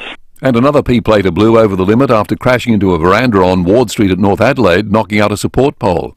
The 22-year-old driver walked off, but police caught up with him a short distance later. He was reported for drink driving, breaching his P-plate licence conditions, and aggravated driving without due care. Social media companies are being called on to improve safety on their platforms. A group of mental health organisations has submitted a joint statement to the federal government. It includes recommendations like limiting infinite scrolling features. Beyond Blue is among the organisations involved. Chief Executive Georgie Harmon says companies need to step up and play their part. It's called safety by design. We need to hold social media companies to account so they design their platforms in safe ways. Consuming a diet high in fibre during pregnancy can reduce a child's risk of developing cardiovascular disease. Monash University found mice who ate a high-fibre diet shaped the development of a baby's heart. Professor Francine Marquez says it doesn't need to be a big change. If you think about foods that have fiber in one apple, you're going to get about 5 grams. You can also have oats, beans, almonds, avocados, most fruit, vegetables and grains that we have access to. It doesn't need to be anything fancy or complicated. New research into female Australian football players has revealed they are at greatest risk of concussion and ACL injuries. Players in the South Australian National Football League women's competition experience different injury patterns to their male counterparts.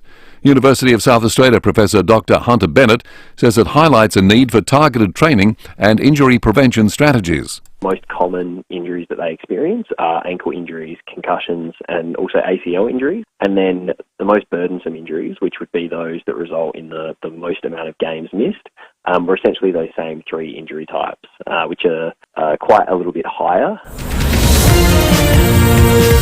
Now turning to 5AA Sport. Experience the 2024 new-gen Mitsubishi Triton with 10 years warranty and servicing. Test drive at Agostino Mitsubishi. Now here's Corey Norris. Good morning, Graham. A busy night ahead for Port Adelaide at selection with injuries wreaking havoc ahead of Saturday night's clash against Richmond. Defender Kane Farrell has been ruled out with a minor hamstring strain, while forward Todd Marshall is unlikely to recover from a hip concern. South Australian footy fans have been snubbed in the final round of the season. In a rare fixture quirk, no matches are scheduled at Adelaide Oval.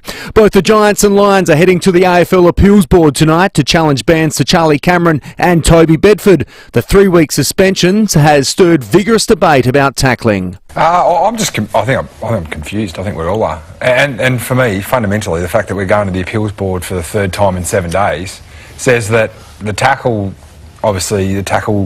isn't sitting well with the football community. Certainly the player fraternity at the moment is a bit confused, or definitely confused. That was Jack Revolt on Fox Footy. New South Wales has reclaimed the State of Origin Shield, beating Queensland 14-4 in a decider for the ages in Brisbane. The Blues didn't lead until the 65th minute. Despite the loss, Queensland coach Billy Slater says he's proud of his team's effort. I was disappointed after Melbourne. I don't feel disappointed right now. I feel immensely proud of this playing group.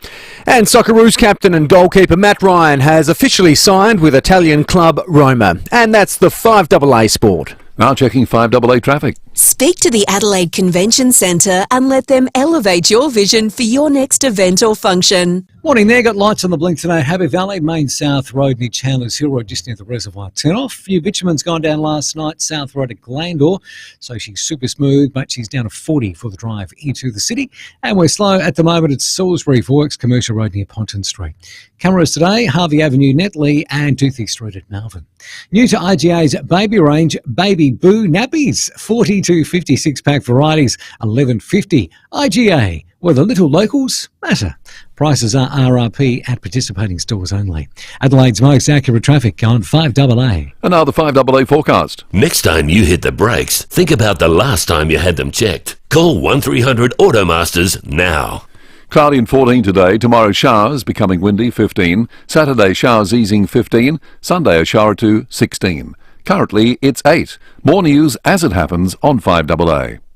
We've got Shane from Drummond Golf with us. Now, Shane, probably not a good idea to play golf if it's wet and horrible outside. Rowie, you're exactly right. There'd be no way I'd be out there. It'd be no fun at all. Which is why we think all golfers out there will love Big Swing Golf indoor simulators at Drummond Golf Mile End. They're fully endorsed by the PGA Tour and Tiger Woods. We have a room full of simulators to play golf with your mates, rain, hail or shine. And guess what?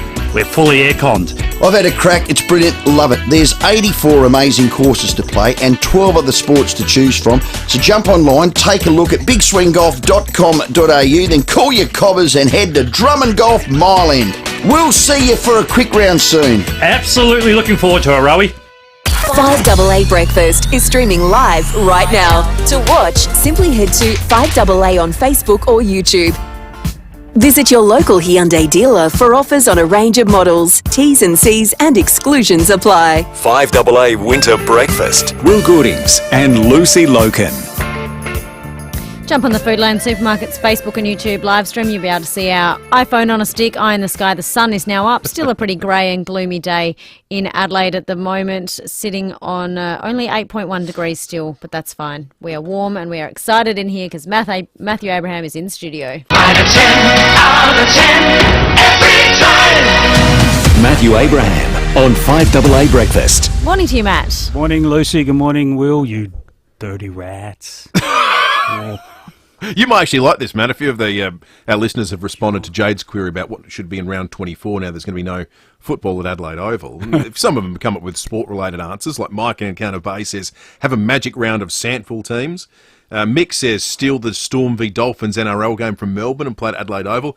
Whereas Fred says, given the absence of football in August, we should consider organising an exciting ramping competition. Exactly. Well, that'd be good. Well, the rats don't have to ramp at Royal Adelaide Hospital. I know. There's a photo of a rat. Outrageous. And last night, so I thought I'd do a bit of research on rats and the probability that they be near patients at the RA, because there is this sort of urban fact that you're never more than 6 feet away from a rat. Wherever you are in the world, you're never more than 6 feet away from a rat. And I thought, that sounds pretty close. You know, if you're sitting watching telly at night, are you 6 feet from a rat? So the BBC's crunched the numbers on rats in the UK, and they've worked out there's about And this includes urban and rural areas, about 10.5 million rats. And the human population was around 60 million, so we actually outnumber rats by 6 to 1, they said. But they take away the ones on farms because they reckon the 6 feet is the city figure, which brings you with about 3.1 million urban rats. Urban areas in the UK cover around 16,000 square kilometres. If we distribute the rats evenly across the urban areas, which is clearly unlikely but necessary for the calculation, each rat has a rather spacious 5,000 square metres to roam around in. Assuming you're standing at a given spot in an urban area, or look, the Royal Adelaide Hospital, you would be at most 50 metres from a rat. Okay. Great. That's a really pleasant thought. So 50 metres from a 50 rat. metres, a good rat distance. Well, I would think so. There are way fewer rats around than I thought, if that's the case. I didn't think we'd outnumber them 6 to 1. Or We might have more rats here. Maybe. I don't think we would. I reckon London will have a lot of rats. Melbourne's got a lot of rats. Melbourne's got a lot of rats. Well, I guess for our purposes, we need a rat to bed ratio, don't we? Because that's what primarily concerns us. That's how we assess the health of the system, isn't it? Chris Picton's going to come out this morning, and he's going to have a big cat. You know, like in Austin Powers, he'll be patting the cat, and then he'll let the cat loose at the Ra. There's 800 beds at the Royal Adelaide Hospital. Okay, 800 beds. The new chief executive of the Central Adelaide Local Health Network, I'd like to introduce to you Felix. There's a thought. Oh, anyway, poor old Ra. Poor new Ra. Poor new Ra, sorry. Still new. You're going to have rats down there, aren't you? Near the Torrens and everything like that. We don't have rats in Unley. People don't call them rats. They call them fruit rats. What? Fruit rats. Yeah. Oh, there's lots of fruit rats around. You look at them. No, that looks like a rat. That's just to a rat me. rat. La-di-da. Yeah, fruit rats have little white gloves when they're... They're very clean. I've not heard that. I didn't know there was a sort of geographic marker of, Oh, yes. what we call rats. Yes. Or what the rats are. In Burnside, the rat's got little gold shoes. Anyway, enough about rats. Just can't. The Ra just can't get any good publicity. No. Not when the staff's. Well, we don't know who took the photo, but it sounds like a pretty disgruntled doctor or someone. Yeah, let's get them. Rattled_doc on Twitter. Rattled doc. That could be anyone. Could be a Liberal staffer. It looks like the picture looks like it's in an office space. There's sort of computers and desks, like a nurse's station or something like that. It looks. Yeah, there's enough there to suggest that it might be someone who works there. Yeah. Well, look, if you're at the Ra and you've seen a rat, you could rat on them and give us a buzz. There are lots of rats in the ranks, apparently, of not enough rats in the ranks of the CFMEU. Mm. And I was listening to you, as always, but listening to you driving in, and a very good point you make, and that has it been a secret that the CFMEU is just so dodgy as a union that they employ standover tactics, that they prefer to intimidate people, they bully people. Is that a surprise to the Albanese government? Was it a surprise to Peter Malinauskas, who on his holidays has called the police commissioner and said, I want you to check out if there are any bikies involved in the CFMEU? Well, up until 2 years ago, you were trousering $135,000 from them as a donation, not Peter Malinauskas personally, but the party over which he presides, which they had to give back after public pressure. But they took a lot of money before that. The CFMEU has kicked hundreds and hundreds, probably millions, into the ALP at state level and federal level. Now, why do they do that, do you reckon? Do they do that out of the goodness of their heart? They're a bunch of nice guys? No, they do it because it buys influence in a government. So everyone donates to political parties. It's why we don't have an Australian Building Construction Commission anymore. One of the first things the Albanese government did, and that was a thank you very much to the CFMEU. Thanks for your money, thanks for your support, thanks for putting up posters around town, campaigning in various marginal seats and so on. We'll get rid of that dreaded ABCC, which they hated. The CFMEU absolutely hated because they policed building sites and they tried to bring some form of order and some law and order to lawless building sites where the union can just do what it wants. Like just total Wild West stuff. Now they're talking about, well, we can't deregister it because then they'd be totally rogue, so we've appointed an independent arbitrator or an investigator. Well, I bet they're drawing a short straw on that one. Okay, who? Yeah. Can you imagine in the office? Okay, we've got to investigate the CFMEU. Any volunteers? Oh, no, look, I've got a dental appointment. No, I can't. No, I'm on holidays. It's school holidays. I'm sorry, I'd love to help. No, I can't do that. Investigating the CFMEU, you would be a marked man or woman for the rest of your life. Well, we've said for the rest of your life is the key point, because the head of the ABCC went on to run the umpires department in the AFL, and even him having apparently any gainful employment was the subject of threats from John Setka and the CFMEU. Yeah. Said, well, so long as he's in that position, where every AFL building project is under risk. Exactly. So you're right. Who would take the job to have them follow you around for the rest of your life? No, not if you've got any brains, you wouldn't. No. So, interesting. And the links between the CFMEU and Labor are decades old and run very deep. I mean, Foreign Minister Penny Wong, leading light in the left faction of the ALP, one of her first jobs as a lawyer after Adelaide Uni, I think it was Adelaide Uni, was working for the CFMEU as a lawyer. Now, she would have been a junior lawyer there. I'm sure back then the CFMEU was, the equivalent of running the Johnny's Christmas pageant.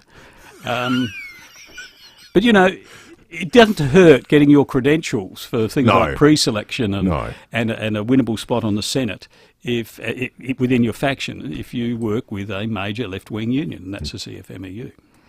And those Father Christmases are a stickler for their workplace rules as well. Exactly. You don't get them to work an extra 5 minutes. No. So that's where we're at with the CFMEU. I don't know. They'll be weakened, I think, by this, and that's probably a good thing. But they're a very militant union. John Setka's okay. He's sort of resigned, but I think you'll find he's still very much involved in the union at a number of levels, or in the construction industry. It does. It ties a bow on what was that really peculiar and sudden resignation that he made late last week when he did that stunning interview that was on 7 News, and he was asked, well, why now? And he said, just... It's a personal... The personal abuse I've had to put up with. That's right.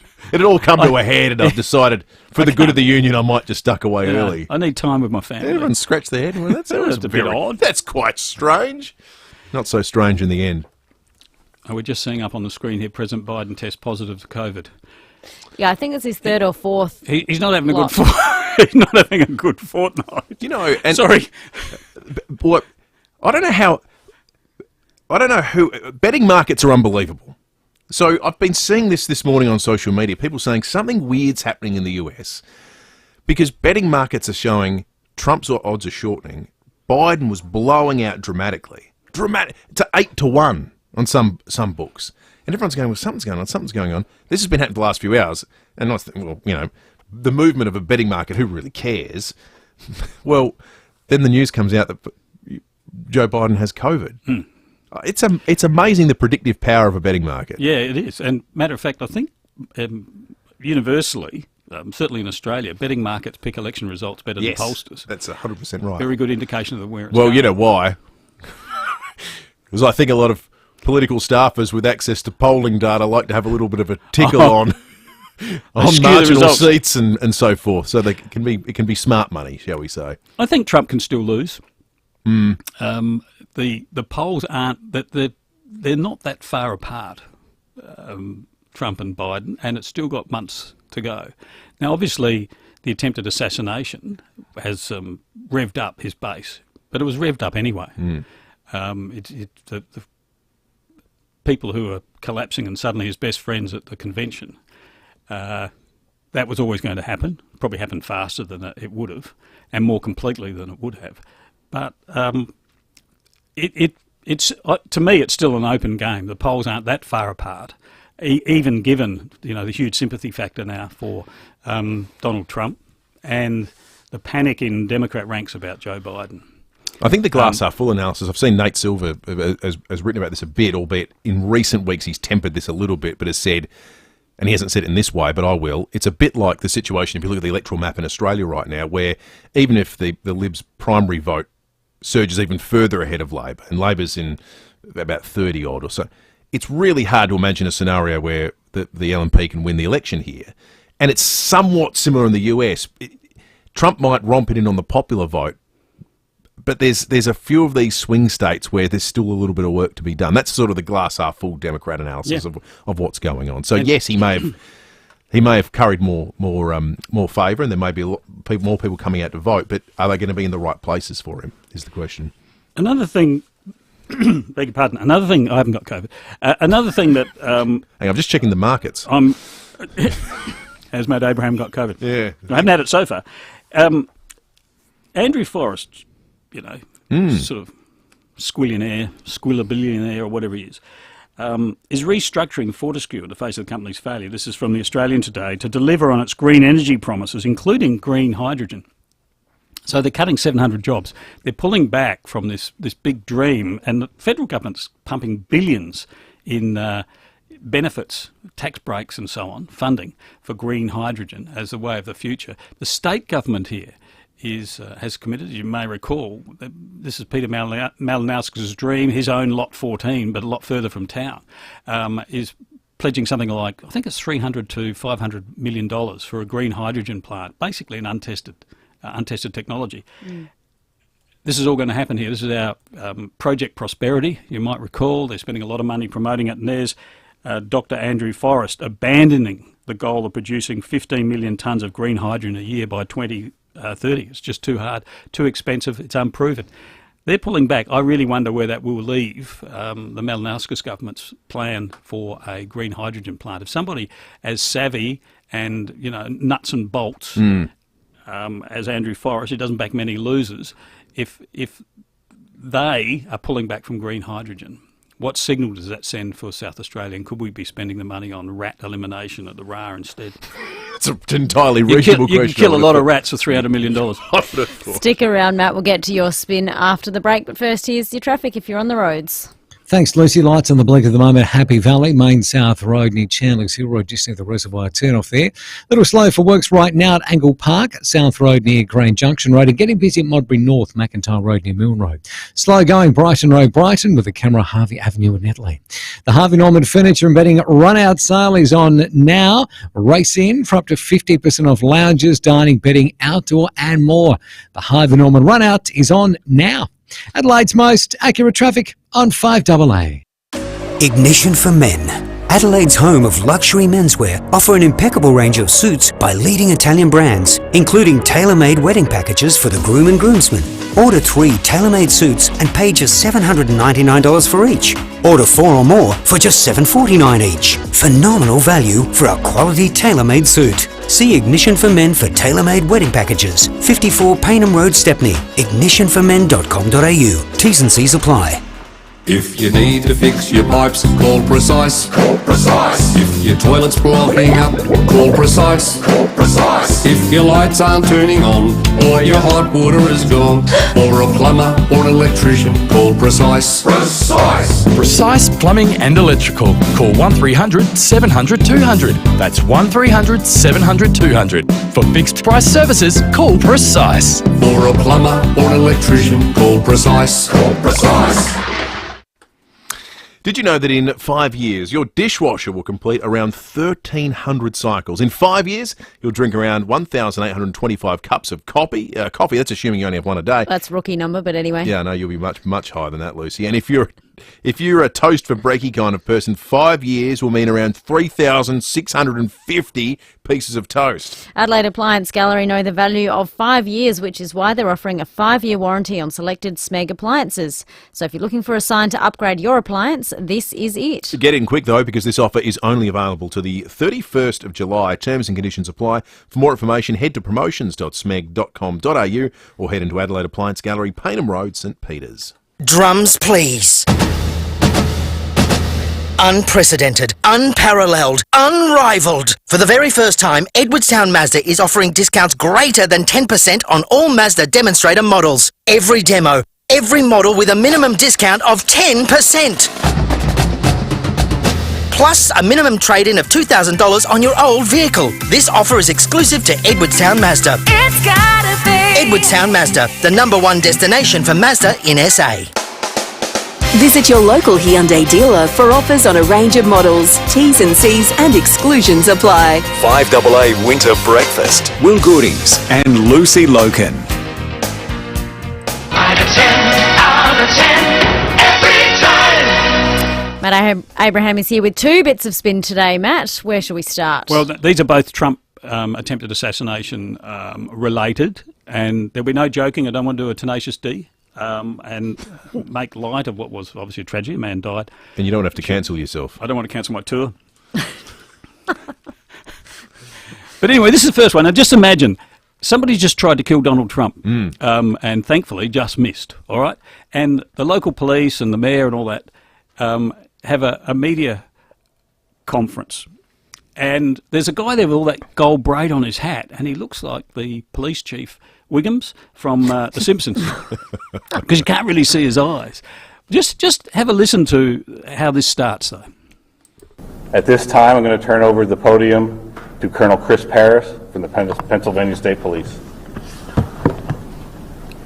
Thank you very much. My name is Colonel Chris Paris, P-A-R-I-S. P-A-R-I-S? What, as in plaster of Paris? Paris, France? What is I mean, you wouldn't want to get his name wrong in the reporting of the assassination. Oh, no. But can you imagine? Like, if it was Peter Malinauskas, I could understand. I'm Premier Peter Malinauskas, Malinauskas. I can understand that. Or David Spears. Everyone spells his name with the I before the E instead of the E before the I. But Paris. The name's Smith, S-M-I-T-H. That's right. And is that the most important thing after someone's just tried to kill Donald Trump? You got to get my name right. No one cares. But anyway. Given how little the local law enforcement seemed to know at the time. Yes, exactly. Maybe it was a filibuster.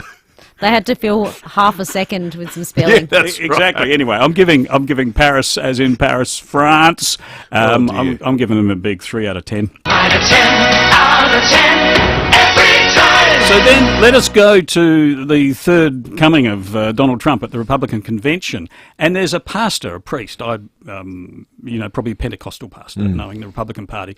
And he's about to give benediction, which is part of a blessing, part of a religious ceremony. But just have a listen how much sort of balls it took to take the mickey out of Donald Trump and get away with it. And if I may, before the benediction, give you this promise. You're going to be so blessed. You're going to be tired of being blessed. I guarantee it.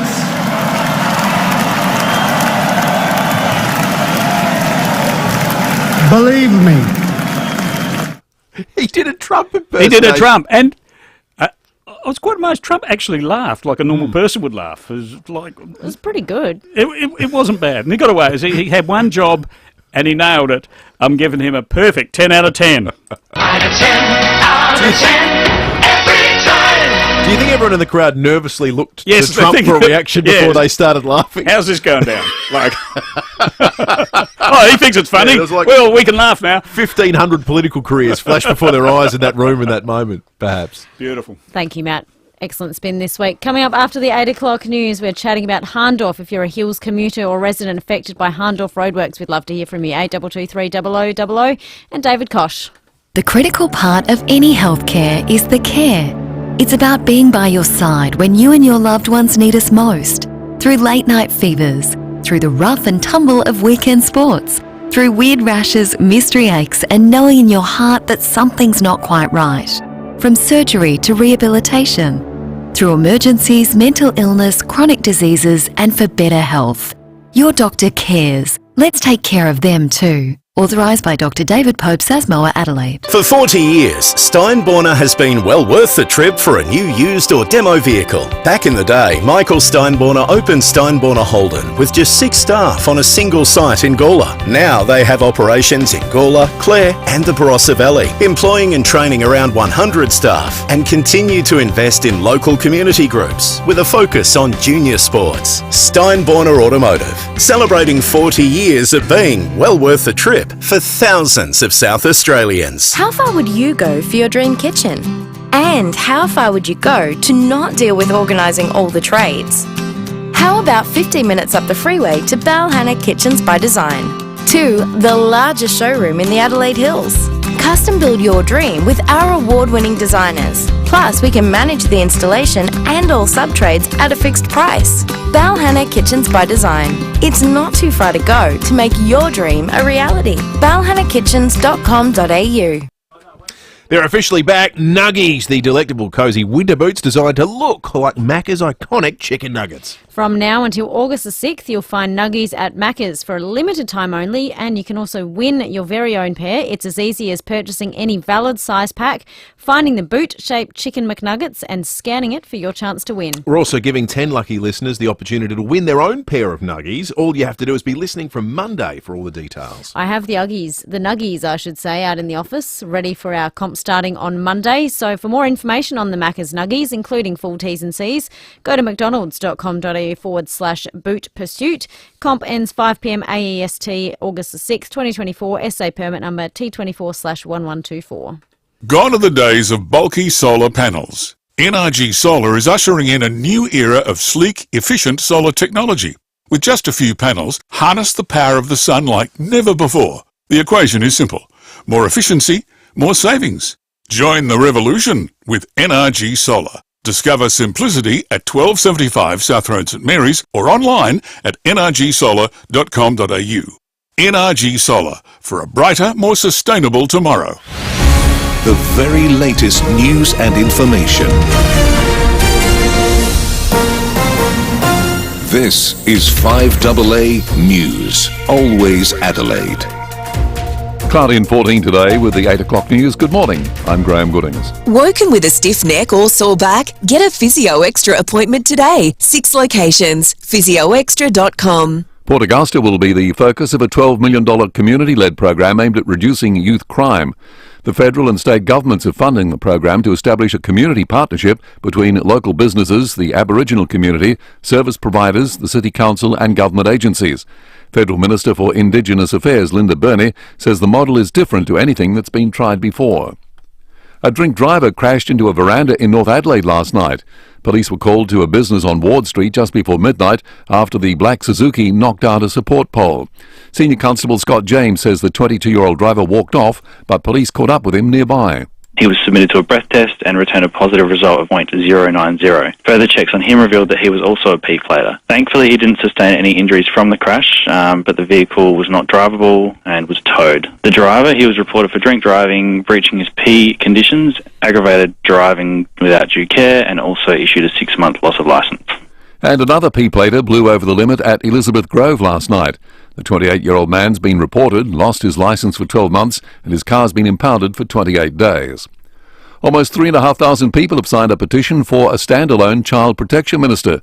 Embattled Minister Katrine Hildyard is also Minister for Recreation, Sport and Racing. It was recently revealed 49 carers have been charged with sexual offences against children, and 2 girls reported being pregnant. Shadow Minister for Child Protection Josh Teague says Katrine Hildyard is juggling too many unrelated portfolios at once, negatively impacting child or children in state care. The US President's campaign has suffered another blow. Joe Biden has been forced to pull out of speaking at an event in Nevada after testing positive to COVID. The leader has been working to convince supporters he has what it takes to win the November election against Donald Trump. The Australian Council of Trade Unions has suspended the construction division of the CFMEU amid allegations of corruption and criminal infiltration. The suspension will last until the CFMEU can demonstrate it's a well-functioning clean union. ACTU President Michelle O'Neill has told Today the decision was necessary. Working people need good, strong unions they can rely on. We can't have criminal infiltration in our union movement, and we're concerned about stories that have come out, and we want to make sure there's an independent administrator in place. So we've called on the CFMEU to cooperate with the appointment of that administrator.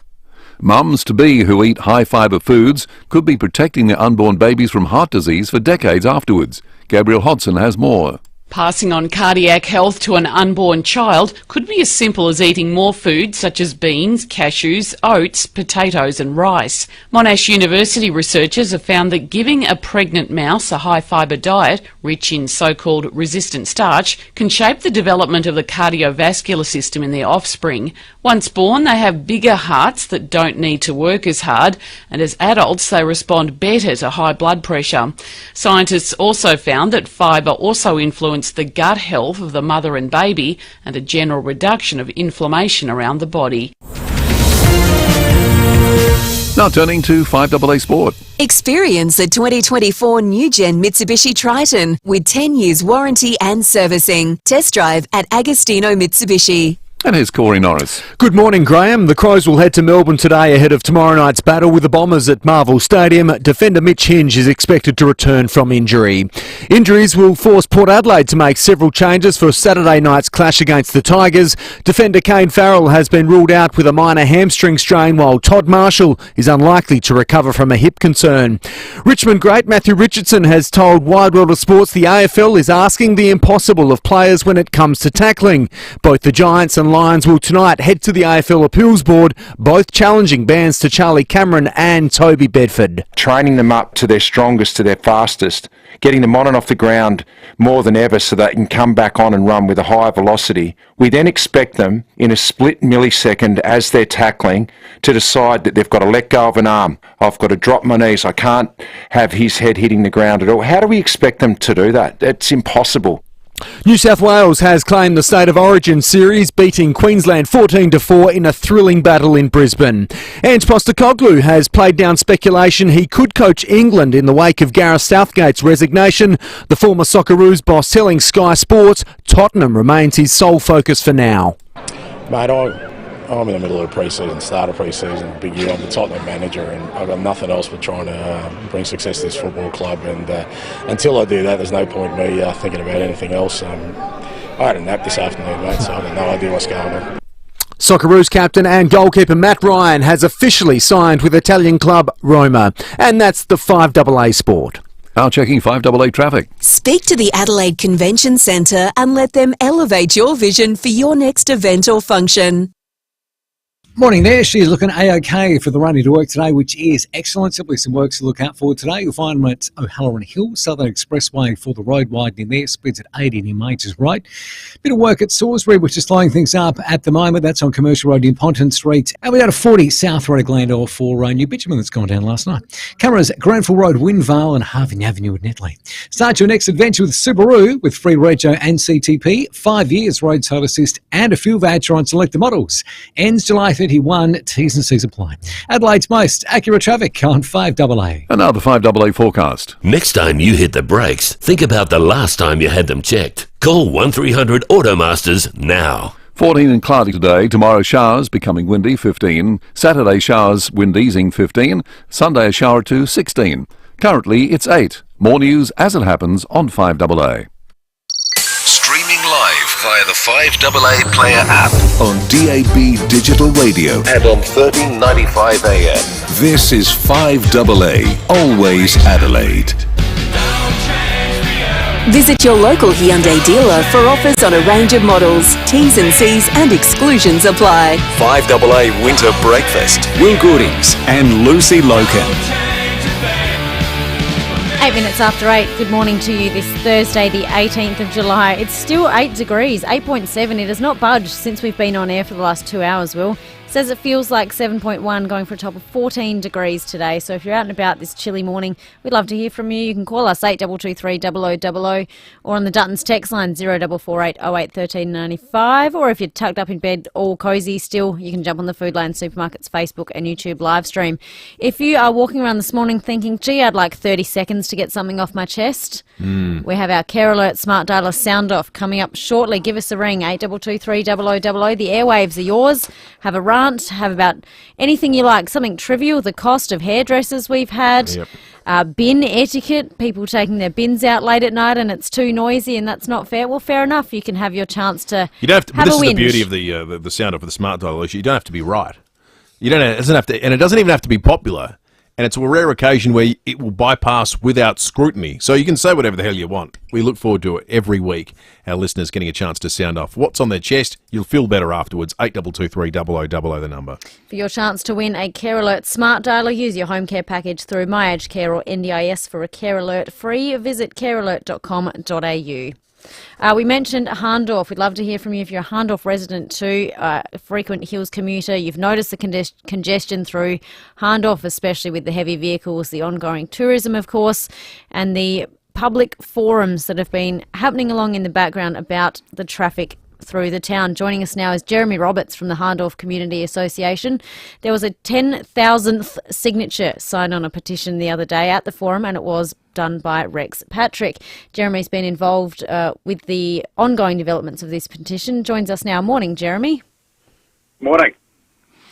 Jeremy, 10,000 signatures is a great achievement. It's a significant one too, because as is the law in South Australia, you get to 10,000, it means if it's presented to Parliament and the Legislative Review Committee has to report back on what it is that you're asking. So just for our listeners that are unaware, the petition's calling on the state government to reverse a decision to divert heavy trucks from Main Street and onto River and Strathalbyn Road. We've spoken about that a lot with the state government recently, as well as build a new Harndorf bypass. Can you just give us a sense, though, us plains dwellers, Jeremy, what's the experience been with heavy traffic diverted onto River and Strathalbyn Road been for a local? Well, thanks, Will. Yeah, the diversion from Harndorf Main Street really moved a problem from obviously a pretty high-profile street onto some pretty marginal country roads, narrow strips of bitumen, basically roads that have been maybe dirt tracks for a century and then were bitumened over. So what you've got is heavy trailers, heavy semi-trailers, double dump trucks, quarry trucks, double trailers coming to and from sawmills, and they're finding their way now down through roads that aren't built for heavy freight. Now, the state government has spent some money building up the shoulders of some of these roads. Obviously, they needed to be at least a minimum level to allow the passage of these trucks, but they're really not safe for these roads, and the people who live along them are understandably pretty upset about what's happened. Mm. So it's two components that the petition's asking for. One is reversing of that decision. The other is having a look at a new Harndorf bypass. Has the residents group come up with a Harndorf bypass proposal that's different in any way from the one that the state government costed it $100 million and then subsequently ruled out? Yes, there's another proposal in the wings. Well, the danger, of course, is whenever you bring up a proposal, you can shoot it down in 10 different ways before lunchtime, and that's sort of what the government's been doing for about 2 years since they came to office. So there is another proposal. It's probably described as a lean interchange or a half interchange right at Harndorf, so it doesn't really, cut into local agricultural land or significant other landscapes or businesses. So there is a proposal there. The link road itself still has merit, we believe. The $100 million cost is really not credible in our opinion. A lot of the work has already been done, and you really don't need to gold plate a project that's 3 kilometres long over the top of an existing road, an existing regional road. So we thought the $100 million was a bit fantasy land, and also the cost-benefit analysis that was taken by the department really didn't include some major benefits that would flow to Harndorf if that road was built. So there are proposals that are available, Will. They don't cost the earth. They're highly practical, focused, low impact, and we believe the government's in a great position to take a serious look at these proposals and address what is a really serious problem that's currently not being addressed. Well, the good news about it hitting 10,000 is that all these assertions get put to the Legislative Review Committee, and they'll report back on the feasibility of the options and what the actions the government's taken thus far. So we should get a decent piece of analysis to sink our teeth into. Jeremy, great to speak to you. Thanks for your time. Thanks, Will. Jeremy Roberts from the Harndorf Community Association. If you're one of those residents who wants to have their say or one who wants to debate what needs to be done up there, please call us 8223 0000. Let's check on the fuel. If you're out on the roads this morning, members save on RAA Solar, RAA Innovation Proprietary Limited, SA Building Licence number 319335. Unleaded fuel mostly above the $2 range, still sitting at about $2.09, but you won't find it any lower than $1.95 in the east and the south. The best priced unleaded is at the ex-convenience Grand Junction Road, Port Adelaide, $1.67. The cheapest diesel today, the Ampol on Main North Road in Clearview for $1.79. Someone sent us a photo of a car, and he says, "Hi guys, I've located the Pied Piper's vehicle." The guy, of course, who plays the flute and all the rats come running. Maybe all the rats need to follow this car. Someone stuck the word rat executive on the end of the car. I wonder if the person driving the car's aware of this. I wonder if the person who texted us is the owner of the car. Oh, well, we need more information, I think. So there's some poor person out there getting along with a rat executive on the back of your car. Now you're aware of it. A few more Dutton's texts on the Harndorf bypass. Webby says this is a small group of people on River Road. 13 extra trucks a day is the truth. These people are not telling the truth. Thank you, Webby. And Vincent Tarzi has texted in. The Shadow Minister for Transport says we know there is a need to divert heavy vehicles away from Harndorf's main street, but it needs to be a proper long-term solution like a Harndorf bypass. It is 8:14. Still looking for a sound off. If you want 30 seconds to have some airtime about any trivial topic that you'd like, 8223 0000. Coming up shortly is David Kosh, but first is your traffic. Thanks, Lucy. Looking okay for the running today. We're accident breakdown free, which is excellent. Simply works to look out for. You find some at Plimpton today, Marion Road near Anzac Highway. Also at Hallett Cove, Lonsdale Road near Majors Road. Getting busy in the usual spots today, Main North Road at Enfield. Also the Port Expressway at Port Adelaide. And look out for camera today, Harvey Avenue at Netley.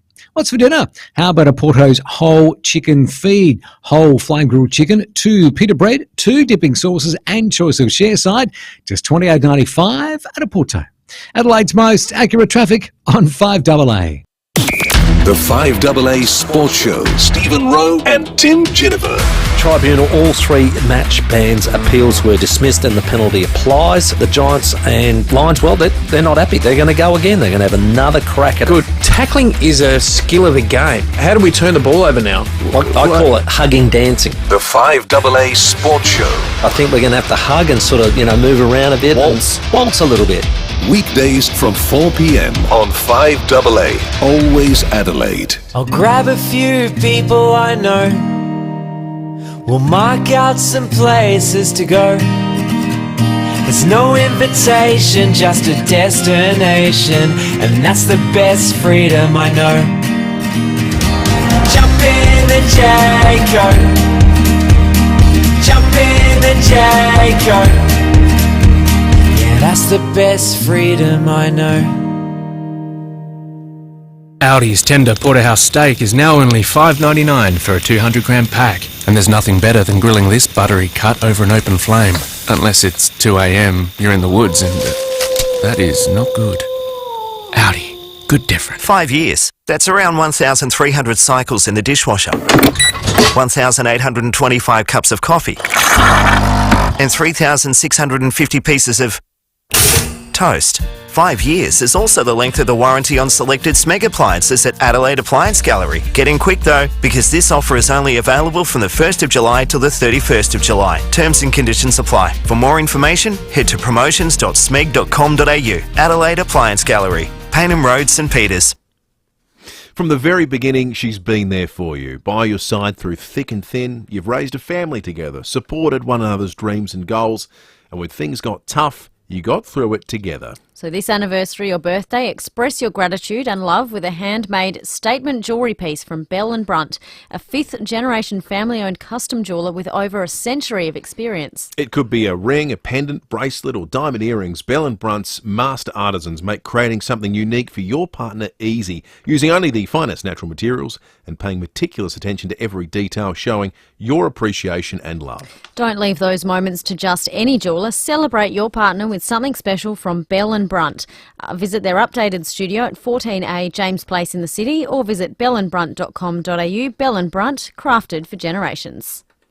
If your business needs finance fast, speak to Universal Finance right now. Universal Finance make business loans easy. Unsecured business loans and business overdrafts. Universal Finance can help your business now with same-day settlements in most cases. See Universal Finance in Kent Town or search Universal Finance. This is general advice only, and you should consider the terms and conditions before determining whether this advice is suitable for your situation. Know the news with Adelaide's 7 News. Don't miss Adelaide's leading news hour tonight at 6 o'clock.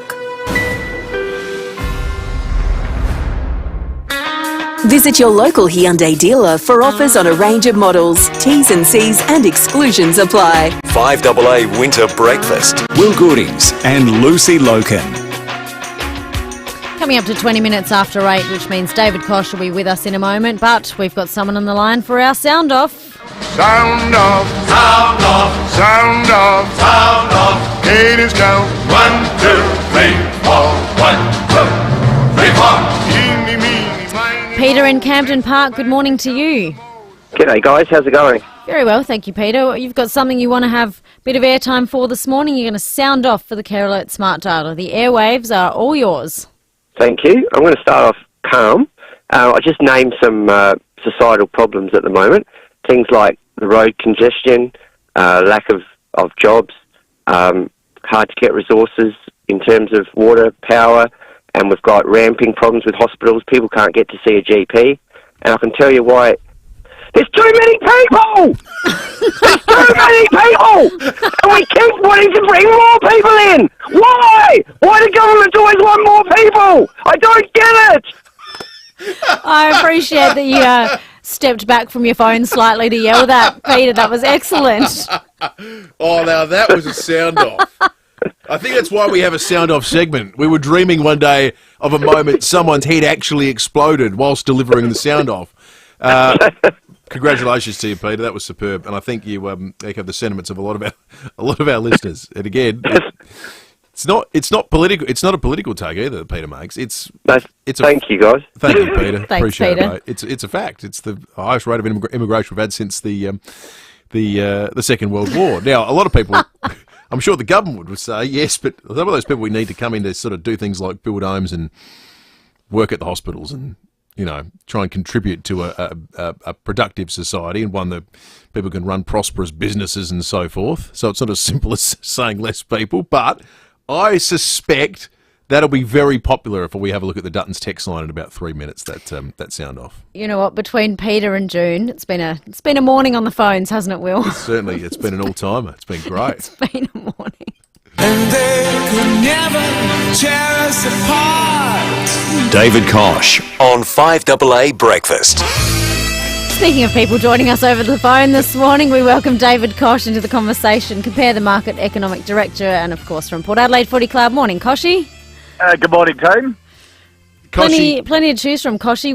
I think Will's going to take his pick to start with. Yeah, we wanted to sort of just do a bit of a quick fire with you if we could do, Koshy. There's a few things. Sure. There's a few things knocking around. Starting with a topic that went off on our on the open line yesterday, as people were talking cost of living. I think we started with a conversation about olive oil and the shortage there, and whether that was the kind of thing that might feed into inflation. And very quickly, people raised the issue with insurance premiums going up at the moment. Yep. Obviously, it's that time of year. People have been getting the letter, and the figures, we had some people's home and contents going up by 23.8%, others 50%. We had people from the insurance industry saying, well, it's for these X, Y, Z reasons, and it's all justifiable. Yeah. Okay. I don't even need to ask the question. Fire away. All right, it is ridiculous. Remember, there's a class action on at the moment, alleging one of our biggest insurers uses an algorithm to go through all of their customer database and identify those customers who are loyal, long-standing customers and just accept premium increases, and those customers that compare and check and are willing to switch their insurance policy, and they have different premium increases depending on whether you're loyal or not. If you're loyal, the insurance company, this is the allegation that's got to be proved, gives you a higher insurance premium increase than than a customer that checks and tries and gets the best deal. It is up to all of us. You never renew an insurance premium. It's, as you know, Libby runs our household finances, has done for 45 years that we've been married. She is a whiz at it. One of her mantras is you never renew an insurance policy without checking what competitive rates are, because insurance companies, particularly with your home and contents, they rate suburbs differently. So, one may have a higher risk rating on your suburb than another, so there'll be a difference in premium. Make sure that your contents actually match what you're insured for. Don't over-insure on your contents, and again, don't under-insure on your contents. So it's up to us to get the best deal, because if you're loyal and do nothing, well, then they'll just keep doing it. You've just got to switch. One more money question before we move on to a little bit of footy. This labour market data is for June. Is going to come out a little bit later today. And you always tell us, Koshy, the RBA has a dual remit. They've got to keep inflation between 2 and 3%, and they've got to try and maintain full employment in Australia. Do you think the data that comes out today will move the needle one way or the other for the RBA? It depends.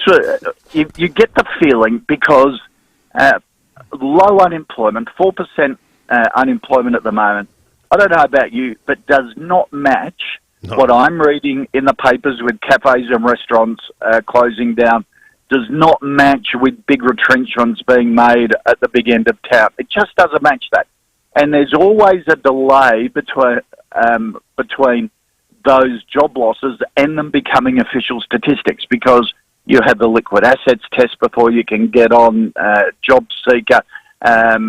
You've got to work through any holiday pay you've been paid or long service leave. So it takes a while for it to come through. And you just get the feeling that there's a bulge of unemployed coming down the pipeline. And whether it's this month or next month that we start to see signs of it, a lot of people I talk to, analysts, bankers, are saying we've just got to prepare for a fairly big increase in unemployment. Vacancy rates and job ads are trending down as well, which are all signs that the labour market is weakening. I called the Port game on the weekend against the Gold Coast up there at People First Stadium, Koshy, and beyond. Was that hard? Yeah, it had its moments. Not so much the result, but I think that game, as much as any, became a flashpoint for where the AFL Tribunal's at the moment. And some of the discussions this week. Andrew Dillon's come out and said the tribunal system, this is a direct quote, based on prioritising health, safety of our players. That is number 1, 2 and 3. He says it's working as designed and it's working well. But I can tell you, and this might surprise you, I'm sure, a lot of Port fans came out of it saying, so Alex Davies gets 3 for attacking the football in a clumsy way, and he concussed Lockie Jones. That's bad. We want that out of the game. And he got 3, right? Because the AFL's tough on it. Charlie Cameron, the same. A tackle. What more could have he done? The AFL says we don't care anymore. A guy got concussed. It's 3 weeks. Malcolm Rose has run past young Logan Evans. With a flying elbow, WWE style, and got 1 week because he luckily didn't happen to seriously hurt him with a total non-football action. I guess my question to you is simply, are you happy with the way the tribunal's working at the moment? Look, I think in general, yes, there can always be tweaks and interpretations. You've got to give the umpires really clear discretion, and the MRO and all of that, and the tribunals, clear direction. It will always be tinkered with. I think the concussion one is a good one because it is player safety and it goes right the way down to junior ranks. You've got to set a precedent there that, you just can't concuss opposition players. And I think that's good. But you've just got to keep tinkering about the interpretations on the edges and set some standards. And it will never be perfect, can always be improved. And I think the AFL is really aware of that. As this is a sort of a question, I think, with you've suddenly got a dual remit, Koshy, because not only are the chair of the Port Adelaide Football Club, but the Tourism Commission here as well. Advertiser this morning making the point, we've got this rare situation, round 24 in Adelaide this year. No footy at Adelaide Oval. How do you feel about that? I know. Well, it was always going to be an away game for us, but football is just, particularly in winter, a driving force for the tourism industry, and that's where the lull comes in winter, and that's what I had a round table with tourism operators last week, just before my first Tourism Commission board meeting, and that was one of the messages, loud and clear. How can we focus on winter? Because it's a real struggle for, the festival season is fine up until May. The place goes berserk, but from May through to September, October is really quiet, and football's the main driver of the visitor market as teams and their supporters come and visit. So, yeah, it is disappointing. And hopefully it doesn't happen too often. But I think with the, opposition clubs in the AFL would say, well, you do get gather round, which is which is around on steroids. So if you don't have, you miss out on one. Well, so be it. Yeah, but if you play for Collingwood, you've got to plug the airport into your GPS because you've been there so rarely, I suspect. Oh, I know. It's ridiculous. An away game for Collingwood is Marvel, That's which right. is three k's away. Don't think interstate clubs don't keep reminding the Victorians about that and the AFL. Good. Keep at it. Good on you, Koshy. All right, guys. Thank you. 8:30 news up next, and after the news we're joined by Beck Pickering from the Civil Contractors Federation in SA, chatting about CFMEU. Hi, Brett Ebert here from Mawson Lakes Mazda. There's a lot to like about Mawson Lakes Mazda. I like that they're giving away 12 months of rego and stamp duty on all new cars. Not some, not just the red ones, all new Mazdas. With an offer like free rego and stamp duty, Mawson Lakes Mazda can't do it for long. It's got to end July 31st. Mawson Lakes Mazda, free rego and stamp duty on all new Mazdas. Mawson Lakes Mazda, just a short drive from the city. Your local IGA's now got all you need for your baby, like Bepanthen Nappy Rash Ointment, trusted by mums to help both treat and prevent nappy rash, whilst providing gentle and soothing relief for your baby. IGA, where the little locals matter. 5AA Breakfast is streaming live right now. To watch, simply head to 5AA on Facebook or YouTube.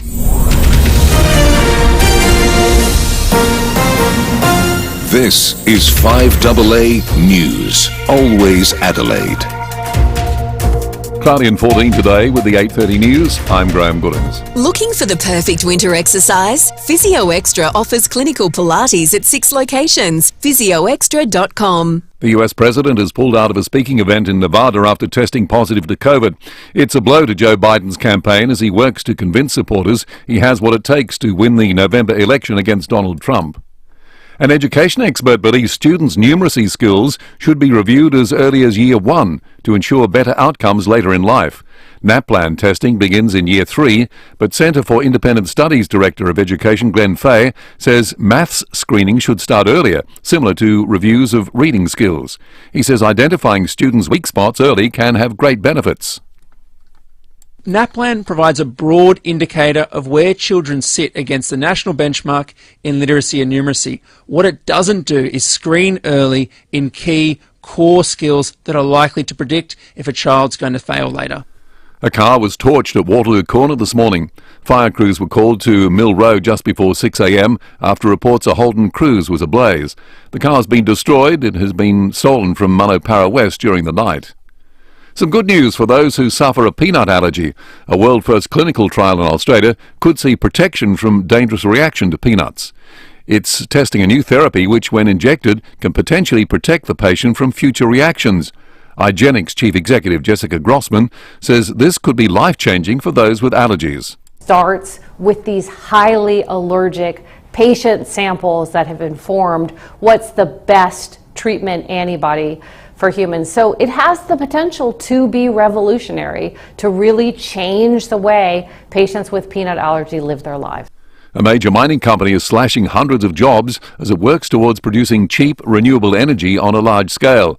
Fortescue has told staff 700 positions will be axed. Independent MP Zoe Daniel says the company is scaling back some of its green hydrogen ambitions. To focus on solar and wind, because they are cost effective, and that's where the investment money is going. So you can wait your 15 or 20 years for a nuclear power plant that is going to cost billions of dollars, or you can go for wind and solar now, get the energy into the system and get the jobs into the system. Consuming a diet high in fibre during pregnancy could reduce a child's risk of developing cardiovascular disease. Monash University found mice who ate a high-fibre diet shaped the development of baby's heart. The animals' adult hearts also had less inflammation, scarring and a better response to high blood pressure. The RSPCA is hoping to find homes for more than 60 animals tonight at its Twilight Adoption program. Carolyn Jones says the new animal care centre at O'Halloran Hill offers the chance to foster a pet to people who aren't ready to adopt them. It's always better for our animals to be in a a home, a loving home, even though our new animal care centre is terrific. It's so much better than what we had at Lonsdale, but it is still better for them to be in a home. So if people maybe aren't ready to adopt an animal, maybe they might consider fostering one. Now turning to 5AA Sport. Experience the 2024 new gen Mitsubishi Triton with 10 years warranty and servicing. Test drive at Agostino Mitsubishi. And here's Corey Norris. Good morning, Graham. A busy night ahead for Port Adelaide at selection, with injuries wreaking havoc ahead of Saturday night's clash against Richmond. Defender Kane Farrell has been ruled out with a minor hamstring strain, while fellow forward Todd Marshall is unlikely to recover from a hip concern. South Australian footy fans have been snubbed in the final round of the season in a rare fixture quirk. No matches are scheduled at Adelaide Oval. Port Adelaide Chairman David Koch has told 5AA Breakfast he hopes it doesn't happen too often. It is disappointing, and hopefully it doesn't happen too often. But I think with the opposition clubs in the AFL would say, well, you do get gather round, which is which is a round on steroids. So if you don't have, you miss out on one. Well, so be it. Both the Giants and Lions are heading to the AFL Appeals Board tonight to challenge bans to Charlie Cameron and Toby Bedford. The 3-week suspensions has stirred vigorous debate about tackling. I think I'm confused. I think we all are. And for me, fundamentally, the fact that we're going to the Appeals Board for the third time in 7 days says that the tackle isn't sitting well with the football community. Certainly the player fraternity at the moment is a bit confused, or definitely confused. That was Jack Revold on Fox Footy. And the LA Thunderbirds will ramp up their bid for back-to-back premierships when they host the Vixens in the Super Netball semi-final on Saturday. New South Wales has reclaimed the State of Origin Shield, beating Queensland 14-4 in a decider for the ages in Brisbane. And that's the 5AA Sport. Now checking 5AA traffic. Speak to the Adelaide Convention Centre and let them elevate your vision for your next event or function. Morning there. Burst Watermain slowing up proceedings this morning at Hawthorn Dean. She's on Main Road near Turners Avenue. We are slow for works at Mount Osmond, the freeway of the Mount Osmond ramp. Getting busy at Modbury North, McIntyre Road near Milne Road. Look out for new bitumen that's gone down last night. South Road at Glandore just after the Crossroad Bridge heading into the city. Super smooth, but speeds at 40. Covered 2 this morning at Tennyson Streets at Karata Park. Drive away the new MY23 MG3 from just $18,990 plus a 7-year unlimited kilometre warranty at Hamilton MG, Brighton and Ranella. T's and C's apply. LVD 3600. Adelaide's most accurate traffic on 5AA. And now the 5AA forecast. Next time you hit the brakes, think about the last time you had them checked. Call 1300 Automasters now. Cloudy and 14 today, tomorrow 15 with showers and becoming windy. Saturday showers, wind easing. Sunday a shower or 2, 16. Currently it's 9 degrees. More news as it happens on 5AA. Here at 5AA, we're all about supporting local. Observatory 23, Adelaide's newest destination for all events big or small, like weddings, birthdays, conferences and meetings. Head to observatory23.com.au. Shopping should be exciting, not dull. An adventure, not a chore. And fresh, not routine. So experience something new at Newton Central with Drake's, Serenity Hair & Co, Fandy Scissorhands, Terry White Chemist, Glitter and Polish Nail Salon and many more, including the brand new Séjour Club, an independent boutique with one-of-a-kind handcrafted apparel and jewellery from 2 local designers. Want something new in your life? Choose a new local. Choose Newton Central, Gorge Road, Newton. Electric vehicles are incredible, so if you own one or you're thinking of buying one, it is definitely a great move. What's not so great, though, is running out of charge, or you're driving around town or the burbs praying you can find a charge station that's not already in use before you run out of juice. Yeah, and that's why it's best to get in touch with BC EV Chargers. Fully qualified electricians, BC EV Chargers specialise in all makes of electric vehicle charging systems, and because no 2 systems are the same, they're happy to discuss the best system for your situation. In fact, they're certified experts in the field of electric vehicle charging, working with big brands like RAA and ChargeFox. So if you drive an electric vehicle, the message is simple. Charge at home and you're free to roam with BC EV Chargers. Visit bcevchargers.com.au. Some health. Visit your local Hyundai dealer for offers on a range of models. T's and C's and exclusions apply. 5AA Winter Breakfast. Will Goodings and Lucy Lokan.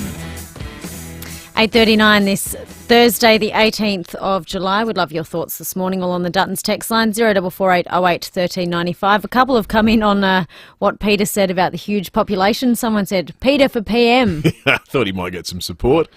He's our first yeller, I think, on the Care Alert sound off. I don't mind the odd yelling for the sound off. That's what it's all about. Get it off your chest.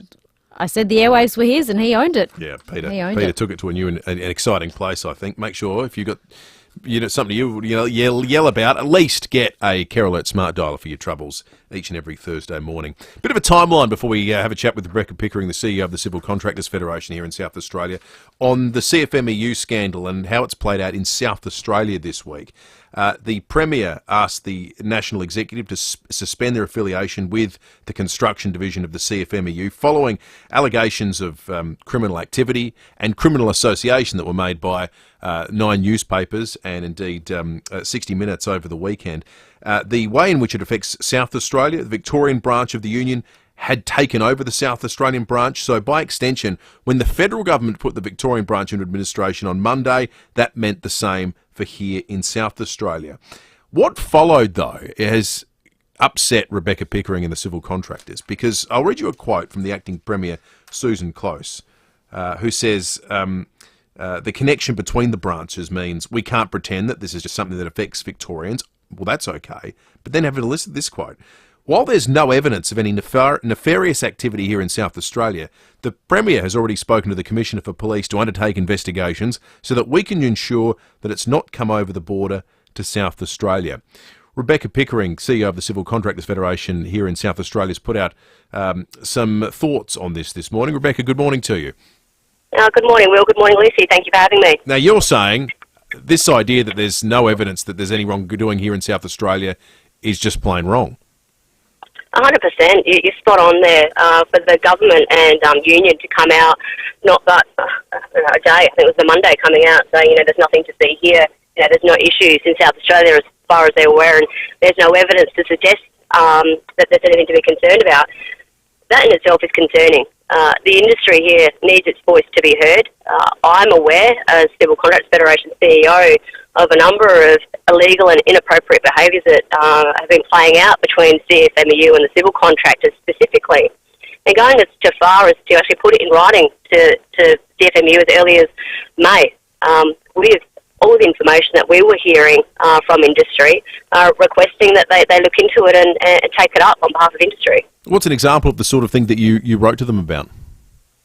That stock standard types of behaviours, Will, unfortunately. No ticket, no start. Pressure on contractors to sign EBAs. Pressure on principal contractors to only give contracts to those subcontractors that have EBAs with the union, right through to most recently hearing of builders being required not to run Sunday works because the union was putting pressure on them due to just some other industrial matter. It's across the board, Will, and it was just, again, shocking that our state government and union, even Zach himself, come out and suggest that, that there's nothing to see in SA and no concern. Did you see a change, Mark, in the standard of behaviour from the CFMEU once the Victorian branch took over? 100%. I think Will Frogley and MBA has been quite vocal on the position, and although we're not and haven't been equally vocal on CFMEU with regards to media, we have definitely seen a significant increase in the amount of inappropriate and downright illegal activity with regards to the CFMEU and how they interact with civil contractors, right down to even freedom of association. It's just blatant disregard for the law at all levels. So the Premier's referred the CFMEU here in South Australia, the construction arm, to the Police Commissioner for an investigation. What more should the state government be doing in your view? Perhaps bringing in, and I guess that suggestion is reviewing all elements that can be used, or all levers that can be pulled to get greater accountability to ensure this, I guess, opportunity doesn't escape us to do so much better for our industry. Unions have their place. Everyone has the right to work and do things safely and contribute to this great state of South Australia, and we need to do it together. Our fear is that unless we have potentially an authority like the ABCC or something similar come back in, then what assurance does the community and our industry and union members have that this is being done the right way with that integrity that we so desperately need? So obviously then you'd like to see the ABCC reinstated by the federal government? We would like to see ABCC restored or something similar. We need a similar authority that our contractors can go to without fear of reprisal, with those whistleblower protections for their voice to be heard. So things can be fully investigated. We're all for that. But we need to be talking, we need to be communicating, we need to be voicing our concerns, whether those allegations stand up to be truth or otherwise. It's natural justice and natural course. But right now we've lost that. And even directly when we present these to the union in the past, it hasn't gone anywhere. As early as last Friday, when to resign that morning of, I had a contractor that again had CFMU that was implying they owned all the contracts here in South Australia. Unless they got on board, they wouldn't get any work. So let's tease that example out for a second. In the event that the Albanese government hadn't removed the ABCC, the same situation plays out as that did this most recent Friday morning. What would have happened next? So our contractor, or even myself, would have had that ability to then call ABCC, and that third party would investigate that matter on our behalf. And what powers then to influence that decision or to sanction the CFMEU would have they had? That's exactly that outcome, either the power to influence the outcome, to sanction, to work through that process to ensure that there is integrity in how we go about our businesses and union activity for the industry that we are all here to support. Okay. Thank you, Rebecca. Rebecca Pickering, the CEO of the Civil Contractors Federation here in South Australia. One thing that was notable, and we had it in the 7 News coverage last night too, was the number of builders and people in the construction industry that hadn't felt comfortable coming forward and telling some of these stories, starting to do precisely that. We just heard from civil contractors. The Master Builders, Will Frogley's been really forthright in his criticism historically. But it feels as though the dam has burst, and people that had felt that they stood to lose too much if they'd come out and told their story are now doing so because of the weight of the allegations and the feeling that something is going to change or something has to change. If that's you, and even if you want to remain totally anonymous, what have you seen on a building site? What kind of behaviour have you seen since the change in the way the CFMEU was run here in South Australia? Let us know.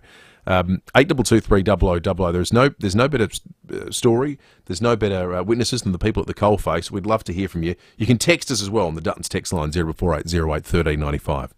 We'll get to traffic in a moment after the break, Jade Robran, but something that's on this afternoon at 1:45 with Stacey Lee's afternoon show is the mental health segment today at 1:45. Help create a life free from mental illness. To donate or for more information, head to breakthroughfoundation.org.au if you'd like some more information about what Stacey's chatting about. She'll start her show at 1:30 and then for the mental health segment at 1:45. Traffic though, if you're out on the roads. Thanks, Lucy. At Windsor Gardens, a smash on North East Road inbound near Sutholtz Road, seeing solid delays. Beverley, urgent gas works on East Avenue near Grange Road, and a burst water main slowing things up at Hawthorne Dean Main Road at Turners Avenue. Busy Brighton Road, Glenelg, with a camera at Harvey Avenue at Netley. Great deals alert. Race to Chemist Warehouse for exclusive savings on your favourite brands like Pantene, Buscopan, Barocca and Wanderlust. Shop in store or online now at Chemist Warehouse. Adelaide's most accurate traffic on 5AA. It's the show that's given away over 1.6 million. And it's the show that makes dreams become real.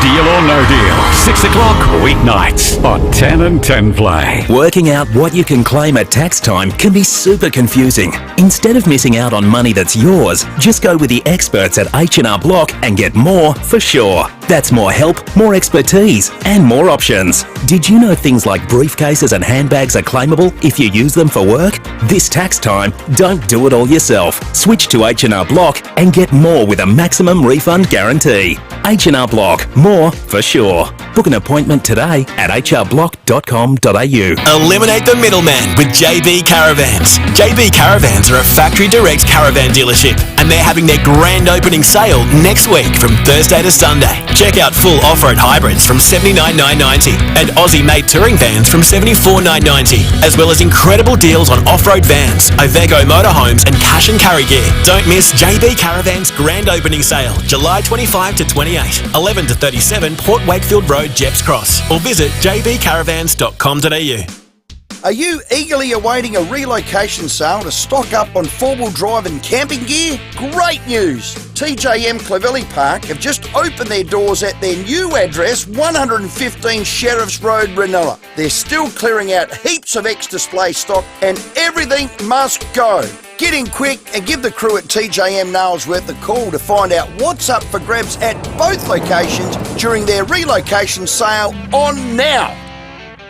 Welcome to Life's Key Moments, brought to you by First National Real Estate. A key to my home where my furry friends are always welcome. The key to endless adventures in my retirement. The key to growing our own veggies and plenty of space for the kids to play. The key to living the dream away from the big smoke. The kids and girls night? Every night. Your key to happiness awaits. Visit firstnational.com.au or call 1800 032 332. First National Real Estate. We put you first. They smell value from 100 yards, hold Wednesdays and Saturdays sacred, and bring home the metaphorical bacon. What's the odd 75-inch TV? They're Aldi to the core. Aldi, good different.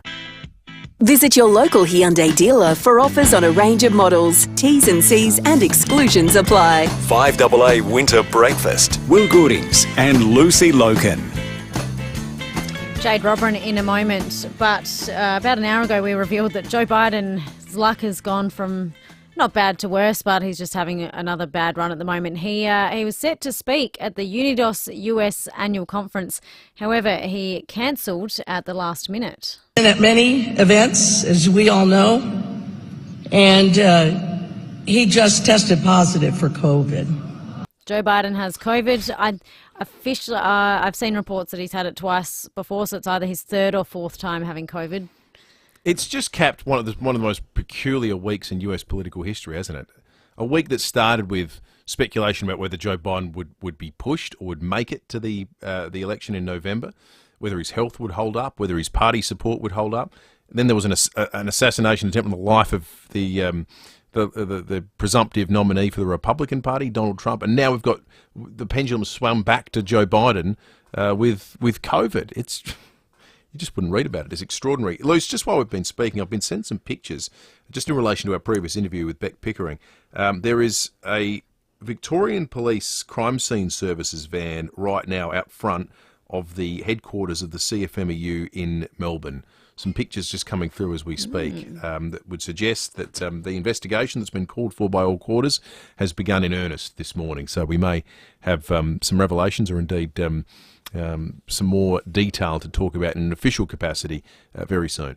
Just on this Dutton's text line, Dutton's all-new Triton in stock for immediate delivery with great drive-away deals at Dutton's Mitsubishi Murray Bridge has just come in anonymously.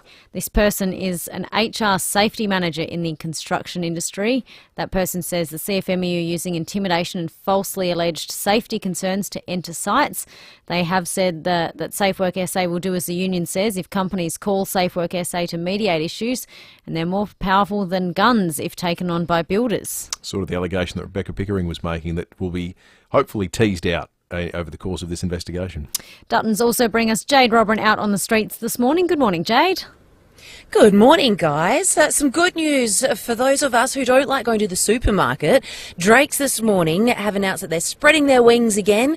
If you find that you've run out of eggs while baking a cake, never fear. You can now jump onto the delivery app DoorDash and get them delivered in a jiffy. Drake's has announced it's partnering with DoorDash so you can get your groceries delivered. Now, they've got more than 46 Drake supermarkets across the state, so they're offering a pretty good discount for first-timers. So if you download the app and purchase goods over $50 and you enter the promo code Drakes30, you'll get 30% off for this first time. So JP is at it again. And now, speaking of DoorDash, Will and Luce, how would you like your coffee delivered via a drone? Would you trust it?